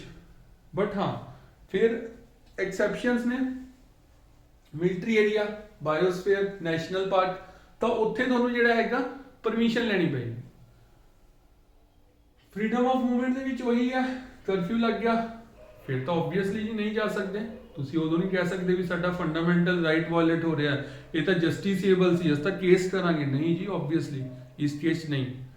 ਹਾਂ ਇਹਦੇ ਵਿੱਚ ਕੀ ਹੈਗਾ ਜੀ, ਥੋੜਾ ਜਿਹਾ ਉਰੇ ਲਿਖਿਆ ਹੋਇਆ, ਜਿਹੜੀ ਆ ਚੀਜ਼ ਲਿਖੀ ਹੋਈ ਹੈ ਵੀ ਕੋਈ ਵੀ 2 ਪਲੇਸਿਸ ਨੇ, ਇੱਕ ਪਲੇਸ ਤੋਂ ਦੂਜੀ ਪਲੇਸ ਤੇ ਤੁਸੀਂ ਜਾਣਾ x to y, ਜਿੰਨਾ ਮਰਜ਼ੀ ਡਿਸਟੈਂਸ ਹੈ, ਚਾਹੇ 100 ਕਿਲੋਮੀਟਰ ਹੈ, ਚਾਹੇ 500 ਕਿਲੋਮੀਟਰ ਹੈ, x ਤੋਂ y ਜਾਣ ਦੇ ਲਈ ਜੇ ਸਿਰਫ ਇੱਕ ਰਸਤਾ ਹੈ, ਹੋਰ ਕੋਈ ਰਸਤਾ ਹੀ ਨਹੀਂ ਹੈ, ਤਾਂ ਇਹੀ ਕੰਡੀਸ਼ਨ ਹੈ ਮੋਸਟ ਇੰਪੋਰਟੈਂਟ ਕਿ x ਤੋਂ y ਤੇ ਜਾਣਾ, ਡਿਸਟੈਂਸ ਜਿੰਨਾ ਮਰਜ਼ੀ ਹੈ, ਕੰਡੀਸ਼ਨ ਇਹ ਹੈਗੀ ਹੋਰ ਕੋਈ ਰਸਤਾ ਹੀ ਨਹੀਂ ਹੈ, ਸਿਰਫ ਇੱਕ ਰਸਤਾ ਹੈ, ਤਾਂ ਇਹ ਪੂਰੇ ਰਸਤੇ ਦੇ ਵਿੱਚ ਟੋਲ ਨਹੀਂ ਲਾਇਆ ਜਾ ਸਕਦਾ। ਜੇ ਟੋਲ ਲੱਗੇਗਾ ਤਾਂ ਉਹ ਫੰਡਾਮੈਂਟਲ ਰਾਈਟ ਵਾਇਲੇਟ ਹੋ ਗਿਆ, ਬਟ ਕੰਡੀਸ਼ਨ ਯਾਦ ਰੱਖਿਓ। ਉਸ ਤੋਂ ਬਾਅਦ ਹੈਗਾ ਜੀ ਫਰੀडम ਆਫ ਰੈਜ਼ੀਡੈਂਸ, ਜਿੱਥੇ ਮਰਜ਼ੀ ਰਹੋ ਕੋਈ ਚੱਕਰ ਨਹੀਂ ਇੰਡੀਆ 'ਚ, ਬਟ ਫਿਰ ਉਹੀ ਹੈ ਨੈਸ਼ਨਲ ਪਾਰਕ ਹੋ ਗਿਆ, ਮਿਲਟਰੀ ਏਰੀਆ ਹੋ ਗਿਆ, ਉੱਥੇ ਜਿਹੜਾ ਹੈਗਾ ਆਬਵੀਅਸਲੀ ਅਲਾਉਡ ਨਹੀਂ ਹੁੰਦਾ, ਪਰਮਿਸ਼ਨ ਲੈਣੀ ਪੈਂਦੀ ਹੈ। ਫਰੀडम ਆਫ ਪ੍ਰੋਫੈਸ਼ਨ, ਜੋ ਮਰਜ਼ੀ ਕਰੋ, ਪਰ ਇਹ ਨਹੀਂ ਵੀ ਜੋ ਮਰਜ਼ੀ ਕਰੀ ਜਾਓ, ਉਹਦੇ ਵਿੱਚ ਵੀ ਇਹੀ ਹੈ ਜੀ ਕਿ ਤੁਹਾਨੂੰ ਜਿਹੜਾ ਹੈਗਾ ਜੇ ਡਾਕਟਰ ਹੈਗਾ ਤਾਂ ਤੁਹਾਨੂੰ ਪੜ੍ਹਨਾ ਤਾਂ ਪਏਗਾ ਹੀ, ਤੁਹਾਡੇ ਕੋਲ ਡਿਗਰੀ ਤਾਂ ਹੋਣੀ ਚਾਹੀਦੀ ਹੈ, ਐਲੀਜੀਬਲ ਤਾਂ ਹੋਣੇ ਚਾਹੀਦੇ ਹੋ। ਤਾਂ ਕੁਝ ਐਕਸੈਪਸ਼ਨਸ ਹਮੇਸ਼ਾ ਰਹਿੰਦੀਆਂ। ਮੋਨੋਪੋਲੀ ਕਰ ਸਕਦੇ ਹੋ, ਸਟੇਟ ਗਵਰਨਮੈਂਟਸ ਵੀ ਸਟੇਟ ਵੀ ਮੋਨੋਪੋਲੀ ਕਰ ਸਕਦੇ ਆ। ਮੋਨੋਪੋਲੀ ਤੁਸੀਂ ਸਮਝਦੇ ਹੋਵੋਗੇ ਕੀ ਹੁੰਦਾ, ਤਾਂ ਉਹ ਚੀਜ਼ ਹੈਗੀ ਹੈ। ਹੁਣ ਇੱਥੇ ਵਰਡਸ ਯੂਜ਼ ਹੋਏ ਨੇ ਇੰਟਰਨਲ ਐਮਰਜੈਂਸੀ, ਐਕਸਟਰਨਲ ਐਮਰਜੈਂਸੀ। ਤਾਂ ਦੋ ਤਰ੍ਹਾਂ ਦੀ ਐਮਰਜੈਂਸੀ ਹੁੰਦੀ ਹੈ, ਨਾਮ ਤੋਂ ਕਲੀਅਰ ਹੈ। ਐਮਰਜੈਂਸੀ ਮਤਲਬ ਸੈਂਟਰਲ ਗਵਰਨਮੈਂਟ ਦੇ ਅੰਡਰ ਸਾਰਾ ਦੇਸ਼ ਆ ਜਾਂਦਾ, ਪ੍ਰੈਜ਼ੀਡੈਂਟ ਦੇ ਅੰਡਰ। ਹੁਣ ਇਹਦੇ ਵਿੱਚ ਕੀ ਹੈਗਾ, ਇੰਡੀਆ ਨੂੰ ਫੀਲ ਹੋ ਰਿਹਾ ਜੀ ਕੋਈ ਕੰਟਰੀਜ਼ ਨੇ ਸਾਡੇ ਤੇ ਅਟੈਕ ਕਰਨਾ ਹੈ, ਇੰਡੀਆ ਸੇਫ ਨਹੀਂ ਹੈ, ਕੁਝ ਕੰਟਰੀਜ਼ ਮਿਲ ਕੇ ਪਲੈਨਿੰਗ ਕਰ ਰਹੇ ਨੇ ਵੀ ਇੰਡੀਆ ਤੇ ਆਪਾਂ ਐਵੇਂ ਕਰਨਾ ਐਵੇਂ ਕਰਨਾ। ਤਾਂ ਉਸ ਟਾਈਮ ਦੇ ਉੱਤੇ ਬਹੁਤ ਜ਼ਿਆਦਾ ਯੂਨਿਟੀ ਦੀ ਰਿਕੁਆਇਰਮੈਂਟ ਹੁੰਦੀ ਹੈ, ਮਿਸਮੈਨੇਜਮੈਂਟ ਬਿਲਕੁਲ ਨਹੀਂ ਹੋ ਸਕਦੀ। ਤਾਂ ਉਸ ਟਾਈਮ ਦੇ ਉੱਤੇ ਜਿਹੜੀ ਐਮਰਜੈਂਸੀ ਲੱਗੇਗੀ ਉਹ ਐਕਸਟਰਨਲ ਐਮਰਜੈਂਸੀ ਹੋਏਗੀ। Due to internal factors on the other hand, ਜਿਵੇਂ ਮੰਨ ਲਓ ਦੋ ਸਟੇਟਸ ਦੇ ਵਿੱਚ ਲੜਾਈ ਹੋਈ, ਗਰੁੱਪਸ ਬਣਨ ਲੱਗ ਗਏ, ਇੱਕ ਸਟੇਟ ਨੇ ਇਹਦਾ ਸਾਥ ਦੇਣਾ ਸ਼ੁਰੂ ਕਰਤਾ, ਇੱਕ ਸਟੇਟ ਨੇ ਇਹਦਾ ਸਾਥ ਦੇਣਾ ਸ਼ੁਰੂ ਕਰਤਾ। ਤਾਂ ਉਹਦੇ ਨਾਲ ਸੈਂਟਰਲ ਗਵਰਨਮੈਂਟ ਨੂੰ ਫੀਲ ਹੋ ਰਿਹਾ ਵੀ ਯੂਨਿਟੀ ਖਤਮ ਹੋ ਰਹੀ ਹੈ, ਬਹੁਤ ਬੁਰਾ ਹਾਲ ਹੋ ਰਿਹਾ। ਤਾਂ ਉਹ ਜਿਹੜਾ ਹੈਗਾ ਇੰਟਰਨਲ ਐਮਰਜੈਂਸੀ ਲਾ ਦਿੰਦੀ ਹੈ। ਤਾਂ ਦੋ ਤਰ੍ਹਾਂ ਦੀ ਐਮਰਜੈਂਸੀ ਹੁੰਦੀ ਹੈ, ਕਲੀਅਰ ਹੋ ਗਈ ਹੋਏਗੀ। ਜਿਹੜਾ 19 ਆਰਟੀਕਲ ਹੈਗਾ ਇਹਨੂੰ ਆਪਾਂ ਸਸਪੈਂਡ ਕਰ ਸਕਦੇ ਹਾਂ ਜੇ ਐਕਸਟਰਨਲ ਐਮਰਜੈਂਸੀ ਹੈ, ਬਟ ਜੇ ਇੰਟਰਨਲ ਐਮਰਜੈਂਸੀ ਹੈ ਫਿਰ ਨਹੀਂ ਕੀਤਾ ਜਾਏਗਾ ਸਸਪੈਂਡ। ਮਤਲਬ ਉਸ ਟਾਈਮ ਤੇ ਤੁਹਾਨੂੰ ਉਹ ਫੰਡਾਮੈਂਟਲ ਰਾਈਟਸ ਨਹੀਂ ਮਿਲਣਗੇ, ਜਿਹੜਾ ਰਾਈਟ ਟੂ ਫਰੀडम्स ਆਪਾਂ ਨੇ ਪੜ੍ਹੀਆਂ ਨੇ ਵੀ ਜਿੱਥੇ ਮਰਜ਼ੀ ਘੁੰਮੋ, ਜਿੱਥੇ ਮਰਜ਼ੀ ਜਾ ਕੇ ਰਹੋ, freedom of speech and expression. ਤਾਂ ਇਹ ਉਸ ਟਾਈਮ ਤੇ ਸਸਪੈਂਡ ਹੋ ਜਾਂਦੀਆਂ ਨੇ ਜੇ ਐਕਸਟਰਨਲ ਐਮਰਜੈਂਸੀ ਹੈ, ਤਾਂ ਇਹ ਐਕਸੈਪਸ਼ਨ ਹੈਗੀ ਹੈ। ਉਸ ਤੋਂ ਬਾਅਦ 20 ਤੇ 21 ਦੇਖੋ, ਆਰਟੀਕਲ 20 ਤੇ 21 ਮੋਸਟ ਇੰਪੋਰਟੈਂਟ ਕਿਉਂ ਨੇ? ਇਹ ਇਸ ਤਰ੍ਹਾਂ ਦੇ ਨੇ ਵੀ ਇਹਦੇ ਚ ਐਕਸੈਪਸ਼ਨ ਨਹੀਂ ਹੈ। ਇਹਦੇ ਵਿੱਚ ਕੀ ਹੈਗਾ ਵੀ ਇਹ ਸਸਪੈਂਡ ਨਹੀਂ ਕੀਤੇ ਜਾ ਸਕਦੇ। 20 ਤੇ 21 ਜਿਹੜੇ ਹੈਗੇ ਨੇ ਸਸਪੈਂਡ ਨਹੀਂ ਕੀਤੇ ਜਾ ਸਕਦੇ ਡਿਊਰਿੰਗ ਐਮਰਜੈਂਸੀ ਜਾਂ ਡਿਊਰਿੰਗ ਜੋ ਮਰਜੀ, ਤਾਂ ਇੰਪੋਰਟੈਂਟ ਹੈ। 20 ਆਰਟੀਕਲ ਕੀ ਹੈਗਾ, ਪ੍ਰੀਵੈਂਟ ਫਰੋਮ ਆਰਬਿਟਰੀ ਕਨਵਿਕਸ਼ਨ। 1919 ਰੋਲਟੈਟ ਪੜ੍ਹਦੇ ਹੀ ਹੋਵੋਗੇ ਤੁਸੀਂ ਜਾਂ ਪੜ੍ਹਿਆ ਹੀ ਹੋਏਗਾ, ਸ਼ੱਕ ਦੇ ਆਧਾਰ ਤੇ ਪੜ੍ਹ ਲਿਆ ਜਾਂਦਾ ਸੀਗਾ। ਤਾਂ ਅੱਜ ਕੱਲ੍ਹ ਉਵੇਂ ਨਹੀਂ ਹੈ ਜੀ, ਬਿਨਾਂ ਮਤਲਬ ਤੋਂ ਕਿਸੇ ਨੂੰ ਕੋਈ ਸਜ਼ਾ ਨਹੀਂ ਦਿੱਤੀ ਜਾ ਸਕਦੀ। ਉਹਦੇ ਬਾਰੇ ਆਪਾਂ 20 ਆਰਟੀਕਲ ਦੇ ਵਿੱਚ ਪੜ੍ਹਦੇ ਹਾਂ। ਨੋ ਐਕਸਪੋਸਟ ਫੈਕਟੋ ਲਾਅ। ਤਾਂ ਇਹ ਚੀਜ਼ ਕੀ ਹੈਗੀ ਹੈ, ਪਹਿਲੀ ਗੱਲ ਤਾਂ ਇਹ ਸਮਝੋ, ਮੰਨ ਲਓ 2010 ਦੇ ਵਿੱਚ ਕਿਸੇ ਸਟੂਡੈਂਟ ਨੇ ਟੀਚਰ ਦੇ ਥੱਪੜ ਮਾਰਿਆ, ਕੋਈ ਲਾਅ ਨਹੀਂ ਸੀਗਾ ਵੀ ਜੇ ਸਟੂਡੈਂਟ ਟੀਚਰ ਦੇ ਥੱਪੜ ਮਾਰਦਾ ਤਾਂ ਇਹ ਹੋਏਗਾ, ਕੁਝ ਨਹੀਂ ਸੀਗਾ। 2022 ਦੇ ਵਿੱਚ ਲਾਅ ਬਣ ਗਿਆ ਵੀ ਜੇ ਸਟੂਡੈਂਟ ਟੀਚਰ ਦੇ ਥੱਪੜ ਮਾਰਦਾ ਤਾਂ ਉਹਨੂੰ 10 ਸਾਲ ਦੀ ਸਜ਼ਾ ਹੋਊਗੀ, 5 ਸਾਲ ਦੀ ਸਜ਼ਾ ਹੋਈ। ਤਾਂ ਤੁਸੀਂ ਅੱਜ ਇਹ ਨਹੀਂ ਕਹਿ ਸਕਦੇ ਵੀ ਉਹ ਬੱਚੇ ਨੂੰ ਲੱਭ ਕੇ ਲੈ ਕੇ ਆਓ ਤੇ ਉਹਨੂੰ ਸਜ਼ਾ ਦੇਈਏ, ਨਹੀਂ। ਤਾਂ ਇਸ ਤਰ੍ਹਾਂ ਜਿਹੜਾ ਹੈਗਾ ਬੈਕ ਇਨ ਹਿਸਟਰੀ ਜਾ ਕੇ ਤੁਸੀਂ ਸਜ਼ਾ ਨਹੀਂ ਦੇ ਸਕਦੇ। ਤਾਂ ਉਹੀ ਚੀਜ਼ ਉਹਨੇ ਲਿਖੀ ਹੋਈ ਹੈ, only criminal law does not travel back in time. ਤਾਂ ਇਹ ਕ੍ਰਿਮੀਨਲ ਲਾਅ ਹੀ ਹੋ ਗਿਆ। ਹਾਂ, ਅੱਗੇ ਇੱਥੇ ਲਿਖਿਆ ਹੋਇਆ ਜਿਹੜੇ ਦੂਜੇ ਲਾਅ ਨੇ, ਸਿਵਲ ਲਾਅ। ਸਿਵਲ ਲਾਅ ਤੁਸੀਂ ਸਮਝਦੇ ਹੋਵੋਗੇ ਜੀ, ਟੀਨੈਂਟਸ ਦਾ ਰੌਲਾ ਕਾइंड ऑफ सिविल लॉ, टीनेंट्स ਦਾ ਹੋ ਗਿਆ, ਬਾਕੀ ਜਿਹੜਾ ਡੋਰੀ ਕੇਸ ਦਾ ਰੌਲਾ ਹੋ ਗਿਆ। ਇਸ ਤਰ੍ਹਾਂ ਜਿੰਨੇ ਵੀ ਹੁੰਦੇ ਨੇ, ਜਾਂ ਰਿਵੈਨਿਊ ਵਾਲੇ ਹੋ ਗਏ, ਠੀਕ ਹੈ, ਸਕੈਮਸ ਜਿਹੜੇ ਹੁੰਦੇ ਨੇ, ਘੁਟਾਲੇ। ਨੋ ਡਬਲ ਜੀਓਪਾਰਡੀ, ਇੱਕ ਗਲਤੀ ਕਰ ਰਹੇ ਹੋ ਉਹਦੇ ਕਰਕੇ ਤੁਹਾਨੂੰ ਇੱਕ ਤੋਂ ਜ਼ਿਆਦਾ ਸਜ਼ਾ ਨਹੀਂ ਦਿੱਤੀ ਜਾ ਸਕਦੀ ਬਾਈ ਕੋਰਟਸ। ਤੇ ਇਹਨੂੰ ਆਪਾਂ ਐਗਜ਼ਾਮਪਲ ਦੇ ਥਰੂ ਸਮਝਦੇ ਹਾਂ।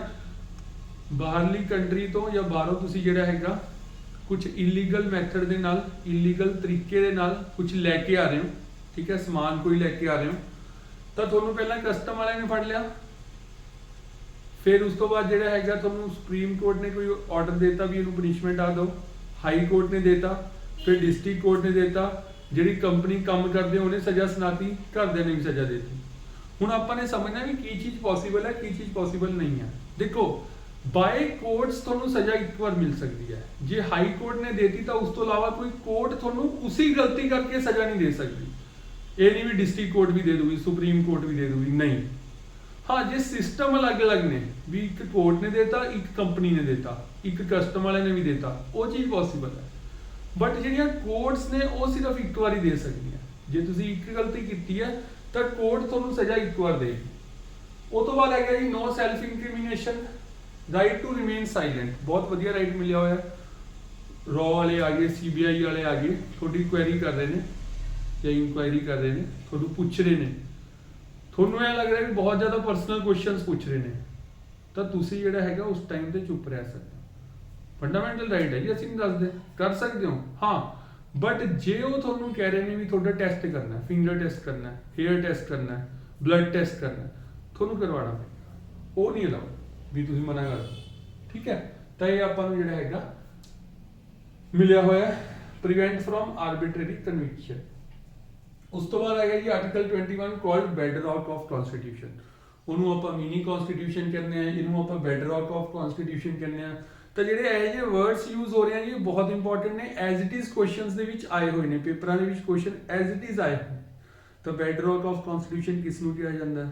ਠੀਕ ਹੈ, ਤਾਂ 21 ਬਹੁਤ ਇੰਪੋਰਟੈਂਟ ਹੈ। ਪਰਸਨਲ ਲਿਬਰਟੀ ਦੀ ਗੱਲ ਹੁੰਦੀ ਹੈ, ਪਰਸਨਲ ਲਿਬਰਟੀ ਦੀ ਗੱਲ ਹੁੰਦੀ ਹੈ ਕਿ ਜਿਹੜਾ ਹੈਗਾ ਤੁਹਾਡੀ ਪਰਸਨਲ ਲਿਬਰਟੀ ਤੁਹਾਡੇ ਤੋਂ ਕਦੇ ਵੀ ਨਹੀਂ ਖੋਈ ਜਾ ਸਕਦੀ। Your personal Liberty can not be suspended any time.